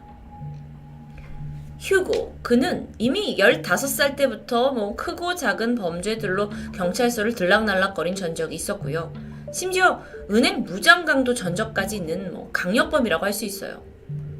그런데 정보원이 지목한 이 용의자는 휴고 한 명만이 아닙니다. 또 다른 공범의 이름은 마이클 커코스키. 약사 출신의 마이클은 불법 약물 조직을 운영했던 전과가 있는 사람이었죠. 정보원의 이야기를 조금 더 들어보겠습니다. 사건 당일 새벽에 이 두 사람이 신디가 사는 아파트 근처를 거닐다가 마침 코스튬 의상을 입은 채 길을 걷고 있는 신디를 마주치게 됩니다. 순간 두 남자는 그녀를 매춘부로 착각하게 되죠. 그리고 강제로 휴고네 집으로 데려간 뒤 그녀를 감금해서 사망에 이르게 했다고 진술하는데요. 경찰은 이 정보원이 상당히 믿을만하다고 판단했고 즉시 이 둘을 수배합니다. 그리고 신디의 아파트에서 2시간 정도 떨어진 곳에서 휴고의 거주지를 찾아내죠. 집에 도착해서 신디의 흔적을 찾으려고 필사적으로 수색을 하던 경찰이 경악할 만한 걸 발견합니다. 뒤지다가 발견된 마당에 묻혀있던 무려 5구의 불탄 시신. 이제부터 이야기가 살짝 복잡해집니다.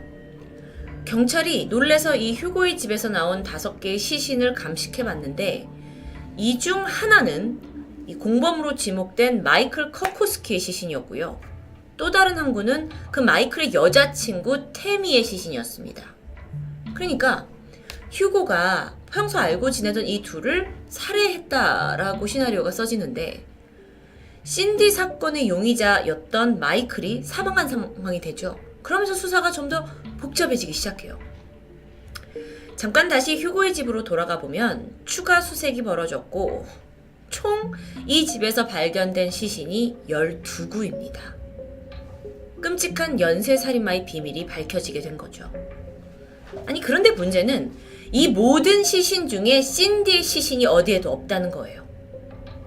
자, 이렇게 미궁에 빠지는 동안에 잠깐 애초에 경찰이 범인을 안다고 정보를 줬다는 그 사람, 그 정보원은 도대체 누구였을까요? 그의 이름은 폴 위스키입니다. 그 역시 살인사건으로 복역하고 있던 중범죄자 중 한 명이었죠. 사실 그는 이 신디 사건을 제보하기 전에 이미 경찰에 다른 5건의 범죄 정보를 제공했고 이게 다 사실인 게 드러나면서 경찰로서는 꽤 그를 믿고 있었는데요. 그는 야 내가 휴고네 집에 가봤더니 마이클이 시신으로 발견됐다 라는 것도 사실 이미 알고 있었는데 태연하게 진술했습니다. 그래서 어찌 된 일인지 좀 더 들어보니 이제 신디 송이 휴고의 집에서 사망합니다. 그런데 이때 마이클이 그녀의 토끼 머리띠를 기념품으로 챙기게 되는데 이 사실을 알게 된 휴고가 격분을 해서 마이클을 살해했다는 것이었죠. 왜 살해했냐? 휴고는 이 살인에 대한 어떤 증거도 남기고 싶지 않았는데 마이클이 그걸 어겼다는 겁니다. 자, 그렇다면 결론적으로 신디송 살인사건에 대한 책임은 살아있는 휴고에게 물어야겠죠. 근데 반전이 발생합니다. 재판에서 휴고 측은 아니 신디가 실종된 그날 휴고는 이 아파트에서 수백 마일이나 떨어진 곳에 머물고 있었다라는 알리바이를 제시하게 돼요. 그리고 무엇보다 그래서 얘가 신디를 죽였다면 신디의 시신은 어딨냐? 발견되지 않았죠. 결국 그는 살인 혐의를 벗게 됩니다. 참고로 일부 기록에 따르면 휴고가 신디의 살해 혐의를 인정했다고는 하지만 사실 그는 자기하고 이미 무관한 범죄도 내가 했어요 라고 주장했던 전적이 있었습니다. 그래서 사실 연쇄살인마들은 범죄를 뭔가 자신의 업적으로 생각해서 과장하는 경향이 있었기 때문에 이 부분은 이제 무시가 된 거죠. 자, 그렇다면 이후의 사건의 화살은 정보원이었던 폴 위스키를 향합니다. 결정적으로 휴고가 마이클을 살해한 동기가 그 신디 머리띠 때문이 아니라 마이클이 숨겨둔 $6만 돈 때문이라는 사실이 밝혀져요. 그리고 그 과정에서 폴은 놀라운 사실을 자백하게 되죠. 사실 그날 휴고를 도와서 마이크를 죽이는데 가담한 사람이 바로 자신이라는 겁니다. 자, 그렇다면 우리가 이쯤에서 이 폴이란 사람의 정보를 과연 믿을 수 있을까요? 그의 말엔 신빙성이 있을까요? 경찰은 폴의 컴퓨터를 추적하던 중 그가 신디에 대한 수많은 기사들을 검색한 흔적을 발견했어요. 결국 그가 어쩌면 감형을 받기 위해 경찰의 거짓 정보를 흘린 셈이 되겠죠. 그렇게 결론이 내려졌고요. 그렇다 보니 그럼 사건의 본질인 신디에 대한 유력한 정보도 다 사실 의미 없게 돼버리잖아요. 그러면서 사건은 또다시 길고 긴 미궁에 빠져버립니다. 일부에서는 신디 실종 사건의 범인은 폴이다. 그냥 수사망을 피하기 위해서 일부러 지가 해놓고 휴고한테 죄를 덮어씌우게 한 거다. 어차피 연쇄살인마니까 라는 의심점도 있었습니다. 현재 위증을 했던 폴 위스키 그리고 연쇄살인마 휴고 셀렌스키는 신디와 관련 없는 또 다른 각각의 살인 혐의로 종신형을 선고받은 형태입니다. 특히 이 휴고의 경우에는 워낙 악질이라서 여전히 미국 사회에서는 신디송 살인 사건의 강력한 용의자로 지목되고 있지만 안타깝게도 증거가 없어요. 그래서 수사는 더 이상 진전되지 못했죠. 물론 완전히 수사 초기에 다른 방향으로 신디가 그 할로윈 밤에 대다수의 사람들이 술에 취해서 좀 통제력을 잃었을 수 있기 때문에 새벽에 나갔다가 불미스러운 사건에 휩싸였을 가능성도 있습니다. 또 다른 가설로는 이 집에 아예 침입자가 있었을 수 있죠. 그 이유가 아무리 잠깐 집 앞에 편의점을 간다 하더라도 핸드폰은 집에 있었거든요. 미심쩍은 부분입니다. 친구들은 신디가 핸드폰을 두고 갈 사람이 아니다 라고 지적을 했지만 경찰은 수사 끝에 이 핸드폰이 배터리가 거의 없는 상태였기 때문에 가능했다라고 결론 짓습니다. 정말 꼬이고 꼬인 신디송 실종 사건. 아메리칸 드림을 꿈꾸면서 떠난 유학의 길, 그리고 타지에서 실종된 한국인 유학생. 당시에 이 지역 뉴스에 매번 사건이 보도될 정도로 꽤 화제가 되었다고 합니다. 하지만 유독 지지부진한 수사로 많은 이들을 답답하게 했죠. 그러다 보니까 심지어 그 신디의 대학교 학생들은 혹시 신디가 미국인이 아니라서 외국인이라는 이유로 이 수사가 소극적인 게 아니냐라고 강한 항의를 표하기도 했을 정도인데요. 실제 경찰은 수사 과정에서 딸 실종 소식을 듣고 단걸음에 한국에서 날아온 신디의 가족들과는 연락을 단절하는 모습을 보여서 공분을 사기도 했습니다. 한편 신디의 어머니는 낯선 미국 땅에서 잃어버린 딸의 행방을 찾기 위해 백방으로 노력하셨습니다. 언어도 문화도 다른 곳에서 누군가의 도움을 받기란 결코 쉬운 일이 아니었겠죠. 그녀는 오랫동안 홀로 외로운 싸움을 견뎌야 했습니다. 게다가 정작 한국에서는 신디의 실종 소식조차 제대로 알려지지가 않아서 더 안타까운데요. 올해로 그녀가 사라진 지 19년째입니다. 답답함을 남긴 채 신디송 사건은 미제로 남아있습니다. 토요미스테리 디바제시카입니다. 안녕하세요. 토요미스테리 디바제시카입니다. 오늘 사건의 배경은 미국이었습니다. 1999년 볼티모어 우드런 고등학교. 당시 이곳에 다니고 있던 한국인 여학생 이혜민 양. 그녀는 학교에서 공부도 잘하고 운동도 잘하는 아주 인기 있는 아이였다고 해요.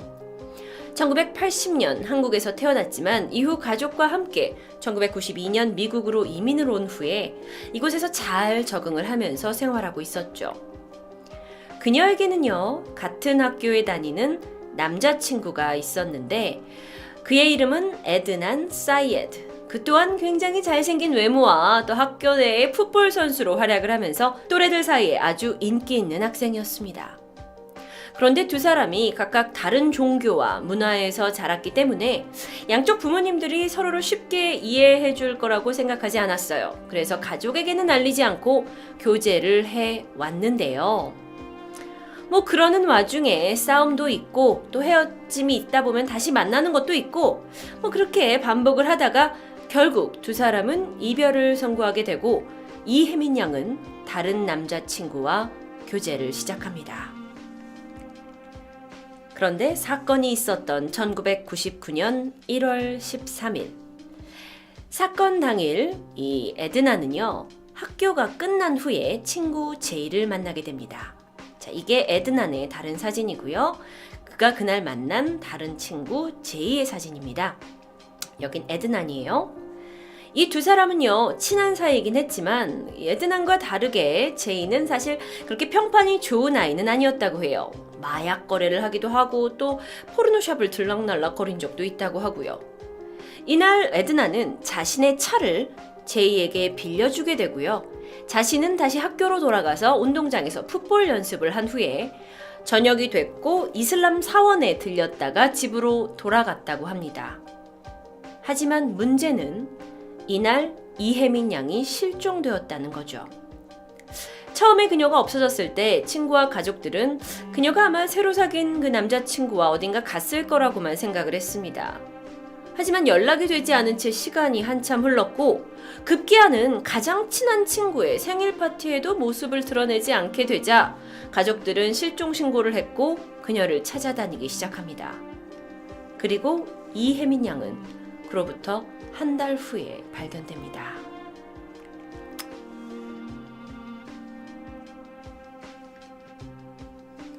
(1999년 2월 9일) 이 지역에 있는 린킨 공원에서 그녀가 시신으로 발견되었습니다.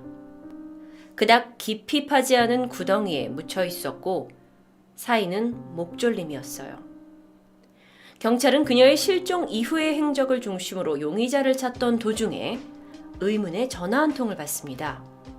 그녀의 전 남자친구가 의심되니 조사해보라는 거였죠. 그게 바로 에드난 사이에드였어요. 경찰은요, 이 에드난에게 어떤 동기가 있는지 생각해보기 시작했습니다. 두 사람은 마침 헤어진 지 얼마 되지 않았고 이 혜민 양은 새로운 남자친구까지 생긴 상황이었거든요. 그래서 경찰이 이 에드난의 핸드폰 발신을 추적하게 되는데 혜민 양이 실종 당시에 그가 제이라는 친구와 가장 많이 통화했다는 것을 알게 됩니다. 그래서 경찰은 제이를 먼저 불러서 그를 신문하게 되는데 그가 아주 충격적인 고백을 하게 되죠. 경찰에 불려온 제이의 말에 따르면 혜민 양이 실종되는 날 이전부터 에드나는 걔가 나 배신했잖아! 내가 죽일 거야! 라고 말해왔었다라는 것이죠. 그리고 사건 당일 에드나는 일부러 자신의 차를 제이에게 빌려주고 자신은 차 없이 학교에 가서 혜민을 만난 후에 그녀의 차를 얻어 타고 간 후에 두 사람이 같이 있을 때 그녀를 목졸라 살해했다고 말합니다. 제이는 그럼 이 상황 속에서 에드난의 연락을 받고 그 동네에 있는 미국 전자마트, 그러니까 하이마트 격인 베스트바이 앞에서 이 혜민의 차량을 몰고 온 에드난과 만나게 된 거예요. 그러니까 에드난이 차를 같이 타고 혜민을 죽이고 나서 혜민 차를 타고 이 앞에 베스트바이 앞까지 왔다라는 겁니다. 그래서 그 차의 트렁크를 열어보니 이미 피부가 파랗게 질려있던 그녀의 시신이 누워져 있었고 이후에 에드난이 너 이제 나 도와주지 않으면 너 마약 거래 했던 거 내가 경찰한테 다 말할 거야 하면서 제이를 설득한 후 집에 가서 삽을 챙겨서 근처 공원에 가서 시신을 묻었다고 이야기합니다. 경찰이 이렇게 약 3시간 동안 제이의 어떤 진술을 다 들었고요. 이후 영장을 바로 발부하게 돼서 이혜민 살인 사건의 용의자로 19살의 에드넌 사이에드를 체포하게 된 것이죠. 자, 그런데 말입니다. 잡혀온 에드먼의 진술은 달랐습니다. 그날은 그에게 아주 평범한 날이었어요. 친구가 차 좀 쓰자고 해서 빌려줬고 자신은 학교로 돌아가서 도서관과 운동장에 있다가 저녁 때 이슬람 사원에 갔다가 거기서 얻은 음식을 싸가지고 집으로 돌아와서 아버지랑 먹었고 그러면 여기서 그 혜민에게 전 여자친구에게 차를 태워달라고 부탁했냐는 부분에서는 자기는 그랬지만 그녀가 거절했다고 말합니다. 그리고 이 부분은 당시 같이 있던 혜민 양의 친구에 의해서도 사실인 게 밝혀졌어요. 하지만 경찰은요, 그가 그날 시간 순서대로 어디에서 무엇을 했는지를 더 조사하기 시작했죠. 특히나 그의 핸드폰 위치 추적을 통해서 그가 이제 제이와 에드난이 만났다고 얘기하는 그 베스트바이 근처, 그리고 혜민 양의 시신이 발견된 곳 근처에서 통화한 위치가 추적됩니다. 자, 이쯤 되면 에드난이 범인인 것 같은데요. 그런데 또 한 가지 일이 있습니다. 에드난이 구속되고 나서 며칠 후에 그 앞으로 편지 한 통이 도착합니다. 그건 같은 학교를 다니고 있었던 맥클레어라는 학생이 보낸 편지 내용이었어요. 그런데 그 안엔 아주 중요한 단서가 있었습니다. 편지의 실제 편지의 내용인데요. 편지엔 이렇게 써 있었어요. 에드난, 너 혹시 기억 안 나니? 그 사건 당일에 우리 학교 도서관에서 잠깐 만났잖아. 그때가 2시 반쯤이었어. 맥클레어의 주장에 따르면 그녀는 스쿨버스를 기다리다가 잠시 도서관 안쪽에 들어왔는데 그러다가 에드난을 만났다라는 겁니다. 근데 두 사람이 서로 평소에 친하게 지내는 사이는 아니었어요. 그래서 잠깐 이야기를 나눴고 맥클레어는 바로 버스가 와서 그곳을 떠나게 되는데 그 시간이 2시 반이었다라고 기억하고 있는 겁니다. 그런데 이 시간대가 아주 중요합니다. 왜냐하면 경찰이 이혜민 양이 살해됐을 시각을 2시 15분으로부터 2시 반 정도로 보고 있기 때문이었죠. 나중에 맥클레어가요, 언론 인터뷰를 통해서 왜 그때 편지를 보내게 됐느냐라는 질문에 내가 그와 친한 사이는 아니었지만 당시 정말 얘가 살인을 저질렀을까에 대한 학교 친구들 사이에서 의문이 가득했고 그러던 중 아주 중요한 타이밍에 내가 그를 봤다라는 거를 꼭 말해줘야 한다고 생각했다고 얘기하죠. 만약에 그가 2시 반에 정말 맥클레어를 만났더라면 학교에서 그는 사건 현장에 없었던 게 되는데요. 이상하게도 당시 에드난의 변호사가 이 맥클레어 편지 진술을 참작하지 않게 됩니다. 그러니까 이거는 재판에서 유효하지 않게 됐어요. 게다가 더 문제는 경찰에서 이제 살인 동기를 의심할 만한 또 다른 증거를 발견했다라는 거예요. 이건 에드난의 노트에서 발견된 글귀입니다. 사건이 있기 얼마 전에 쓴 건데 I'm going to kill. 나는 죽일 거야 라는 문구예요. 그런데 에드난의 측근 친구에 따르면 이 문구는, 이 메모는 학교 성교육 시간에 낙태에 대한 주제로 이야기를 하다가 쓰게 된 그냥 청소년의 미성숙한 메모다 라고 설명을 하지만 경찰 쪽에서는 그의 이 문구를 좀 더 심각하게 해석했던 거죠. 이렇게 에드난이 거의 용의자로 확실시되고 있는 상황에서 제이 또한 경찰에서 이제 불려가서 3번이나 더 진술을 하게 됩니다. 그런데 에드난의 변호사의 말에 따르면 그가 이렇게 3번이나 가서 진술을 할 때마다 말이 조금씩 달라졌다고 해요. 점점 진술이 구체화되긴 하지만 모든 것이 에드난이 핸드폰을 이제 걸었던, 이 둘 사이에 전화를 걸었던 그 위치와 모든 것이 일맥상통한다고 표현을 합니다. 마치 끼워 맞추는 것 마냥요. 사실 생각해보면요, 경찰도 이 사건의 용의자가 에드난 말고 혹시 제이가 아닐까라고 생각할 수도 있었을 거예요. 그렇다면 한 명은 거짓말을 하고 있는 건데 경찰은 제이의 말을 더 신유했습니다. 그리고 나서 어떻게 되냐면 제이가 결국 검찰 쪽에, 그러니까 이 에드난의 반대쪽에 중요 증인으로 서게 됩니다. 그리고 그는 살인을 저질렀다라고 증언하게 되죠. 10개월이 지났습니다.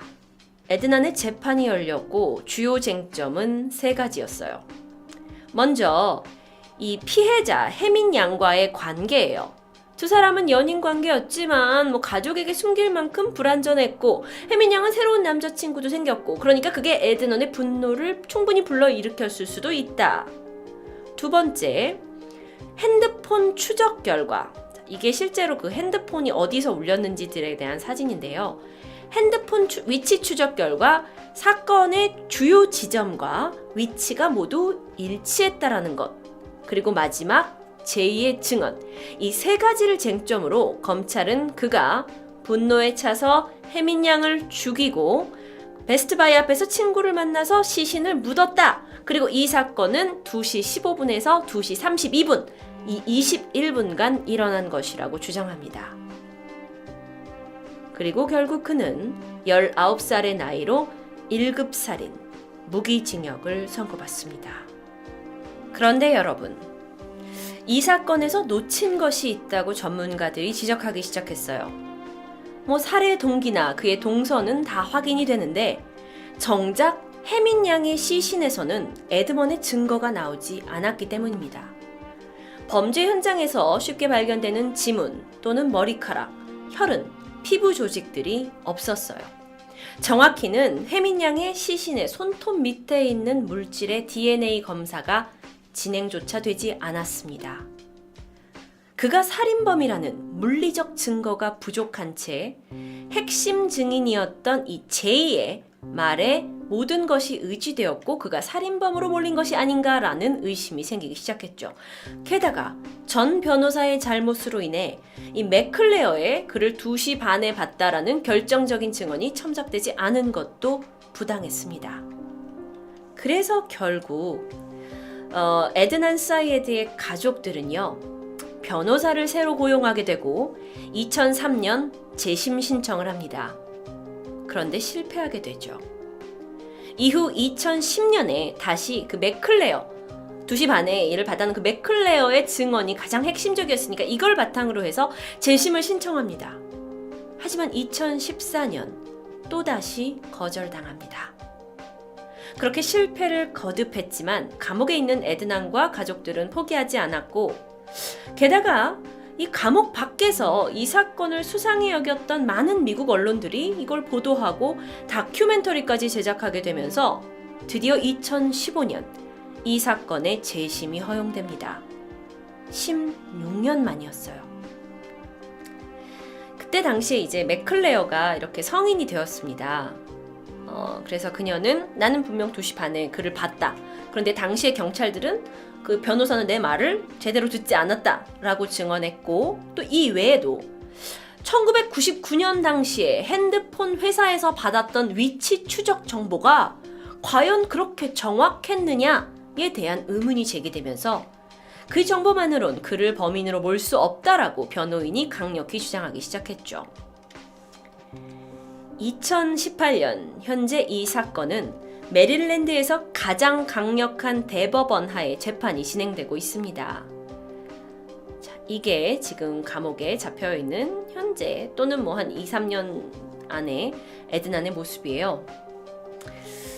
예상하건대 2018년 11월 또는 12월 말쯤에 최종 판결이 난다고 하는데, 만약 여기서 에드난이 무죄 판결을 받는다면 그는 1999년 갇힌 이래 19년 동안을 살았고 38살이 지나서야 자유의 몸이 되는 것이죠.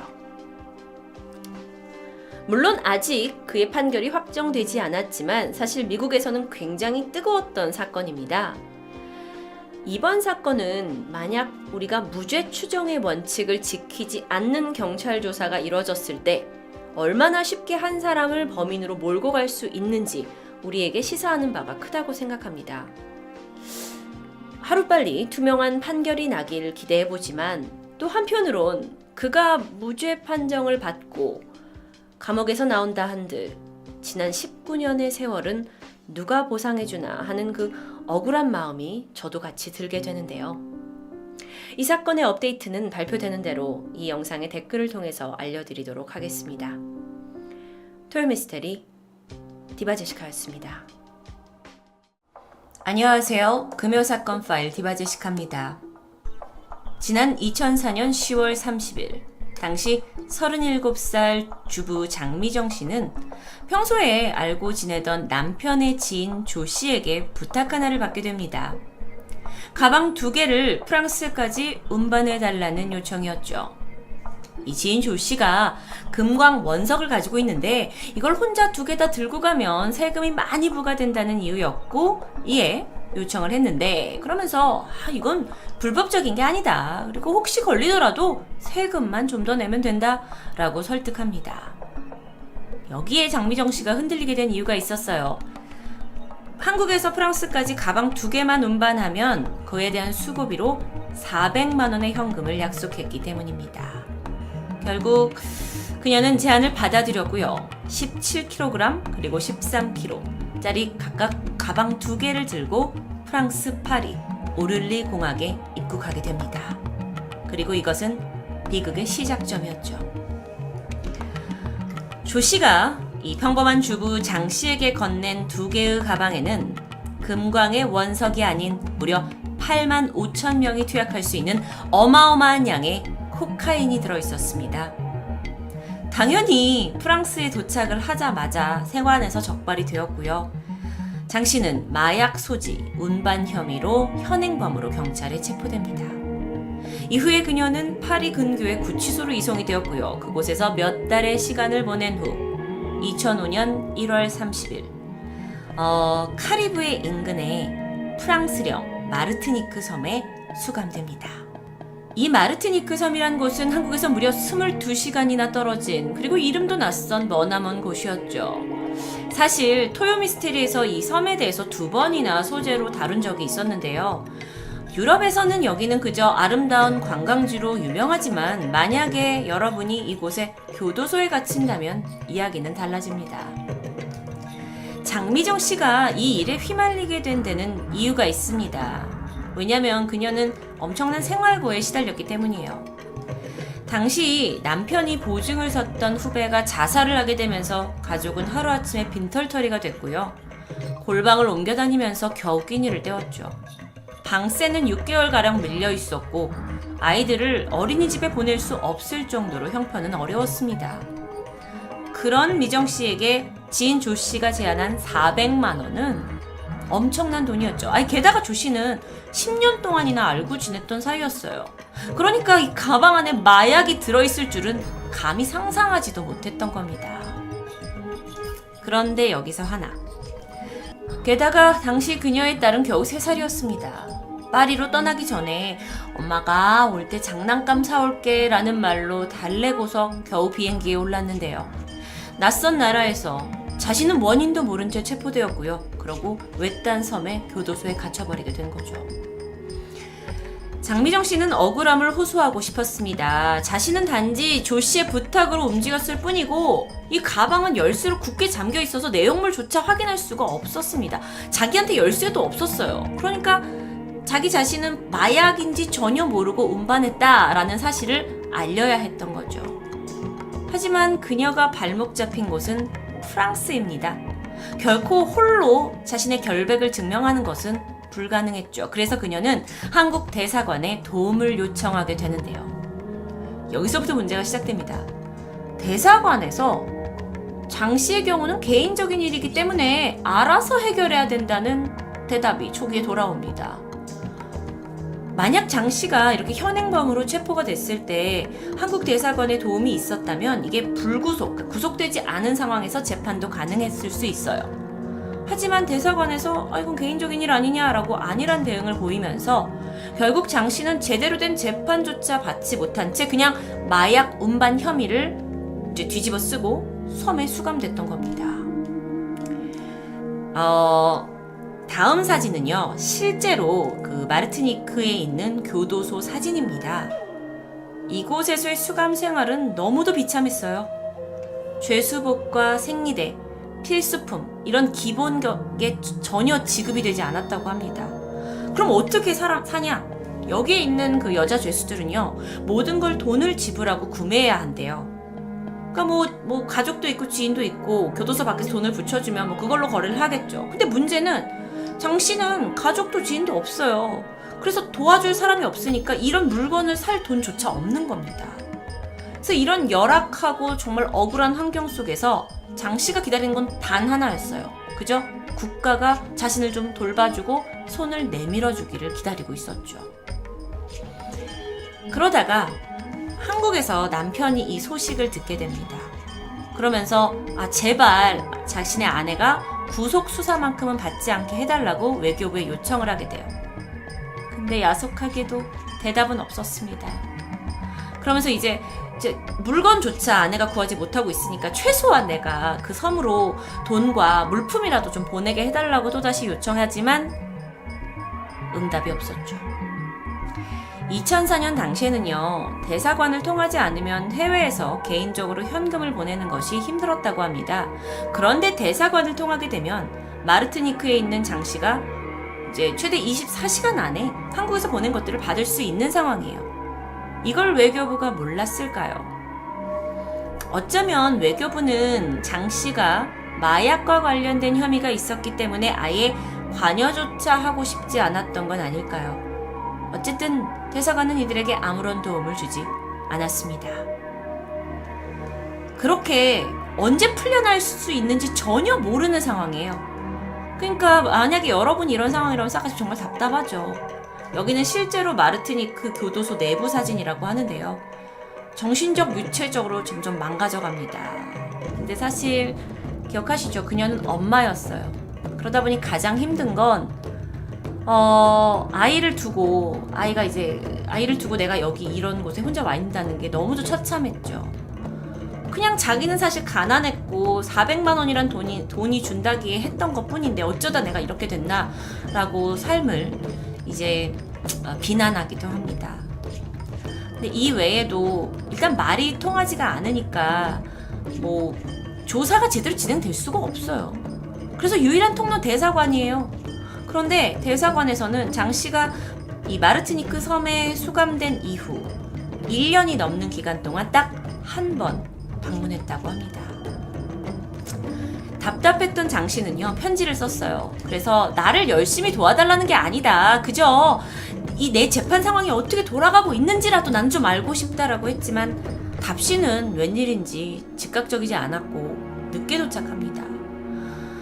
수감했을 당시에 다른 국적자들의 수감자들은 평균적으로 뭐 일주일에 한 번, 적어도 한 달에 한 번은 그 자신의 국가에서 파견된 대사관 직원들이 왔고 만남을 가졌다고 해요.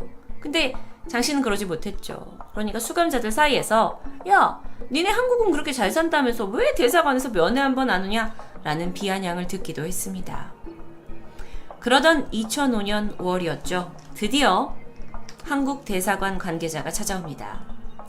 장 씨가 마음이 너무 급해져가지고 제가 형량을 얼마나 받을까요? 라고 묻게 되는데요. 그때 대사관 관계자가 한 10년 정도? 라고 얘기를 하죠. 10년. 그래, 내가 모르고 한 거지만 마약 운반에 10년. 이제 그 얘기를 들으니까 그나마 버티고 있던 삶에 대한 의지가 사라져버립니다. 그리고 그녀는 자살을 시도하게 돼요. 다행히 목숨은 건졌습니다. 하지만 10년을 이 섬에서 있어야 한다는 생각에 우울감이 쉽사리 가실 수가 없었겠죠. 또 아이와 남편에 대한 그리움까지 하루하루가 정말 너무 힘들었습니다. 그런데 한 달 후에 구속적부심 심사가 열려요. 그리고 장 씨의 변호사가 있었는데 장 씨의 변호사를 통해서 확인을 해봤더니 대사관에서 10년이라고 했잖아요. 그래서 이제 변호사가 물었죠. 아니 왜 이 사람한테 내 피고인한테 10년이라고 했냐. 그랬더니 대사관 쪽에서 아니요? 그런 말 한 적 없는데요? 길어야 1년 6개월인데? 라고 말했다면서 전혀 다른 답을 내놓습니다. 이건 물론 불행 중 다행이죠. 하지만 이걸 통해서 대사관 쪽이 얼마나 장 씨에게 무심했는지 분명히 알 수 있는 대목이었습니다. 일단 장 씨로서는 자신의 결백함을 밝히는 게 급선무입니다. 그런데 마침 운반을 부탁했던 지인 조 씨가 한국에서 붙잡혔어요. 그리고 재판을 받고 있었어요. 그리고 자기 입으로 프랑스에 갔던 장 씨는 이거 모르고 한 일이다 라는 걸 말하게 됩니다. 그리고 이게 그 판결문에도 그대로 나와 있어요. 자, 그러면 이게 너무 중요한 거잖아요. 2005년 10월에 이 조 씨의 형이 확정이 돼요. 그러면 이거 판결문을 가지고 프랑스로 가져가서 야 이거 봐라 얘는 모르고 한 거라더라고 결백을 밝힐 수 있는데 어쩐 일인지 장미정 씨는 바로 풀려나지 못합니다. 그 이유가 뭔지 아세요?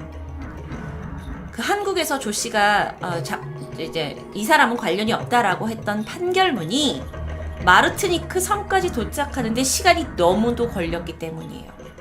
아주 중요한 결백을 이제 보여줄 수 있는 문서가 중간에 배송 사고가 있었던 겁니다. 그래서 프랑스 법원이 이걸 받지 못했어요.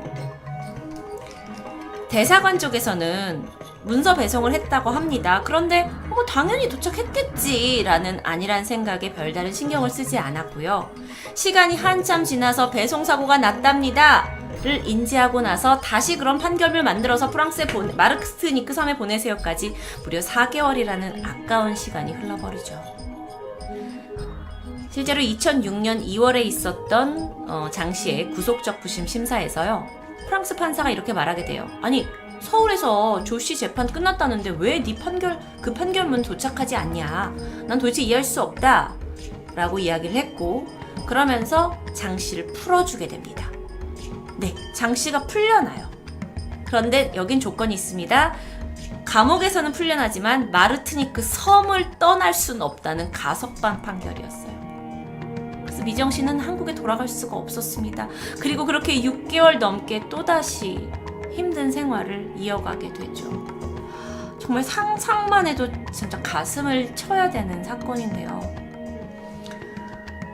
그러다가 2006년 11월에 판결문이 수료가 되었고요. 장미정 씨는 징역 1년을 받습니다. 그런데 이미 구치소에서 1년이 넘는 시간을 보냈기 때문에 형은 끝났고요. 그제서야 고국에 돌아갈 수 있게 되죠. 이때 프랑스 판사가 말합니다. 판결문이 좀 더 일찍 도착했더라면 당신을 집에 빨리 보내줄 수 있었을 텐데요. 이 말은 더욱더 안타까움을 자아냈죠. 바로 며칠 후인 2006년 11월 15일 정말 아무것도 모르고 가방 2개 들고 프랑스로 향한 지 2년 만에 이 고통의 시간을 끝내고 장미정 씨는 가족이 있는 한국으로 돌아올 수 있었습니다. 그리고 이제는 5살이 되어버린 딸을 품 안에 안을 수 있었죠.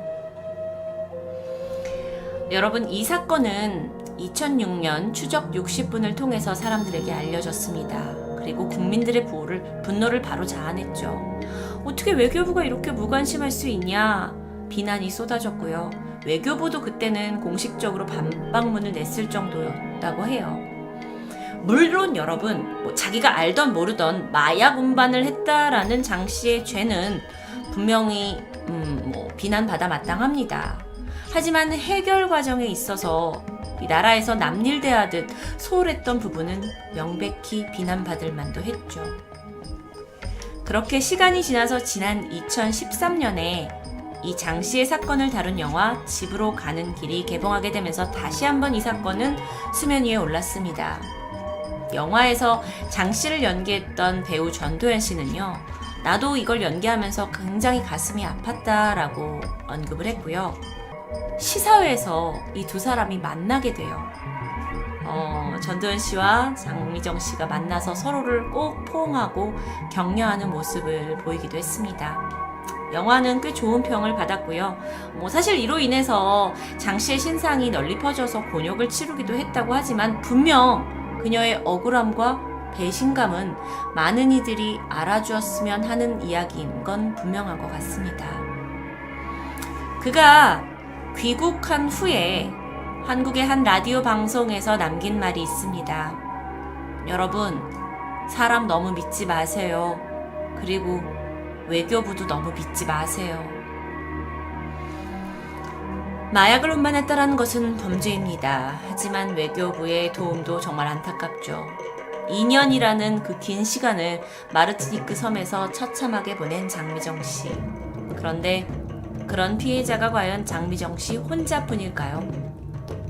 사실 우리에게 잘 알려지지 않은 사건들도 분명 존재합니다. 그 한 예로 2016년 멕시코에서 인신매매, 성착취 혐의를 받아서 1154일 동안 옥살이를 했던 양현정 씨 이야기도 있습니다.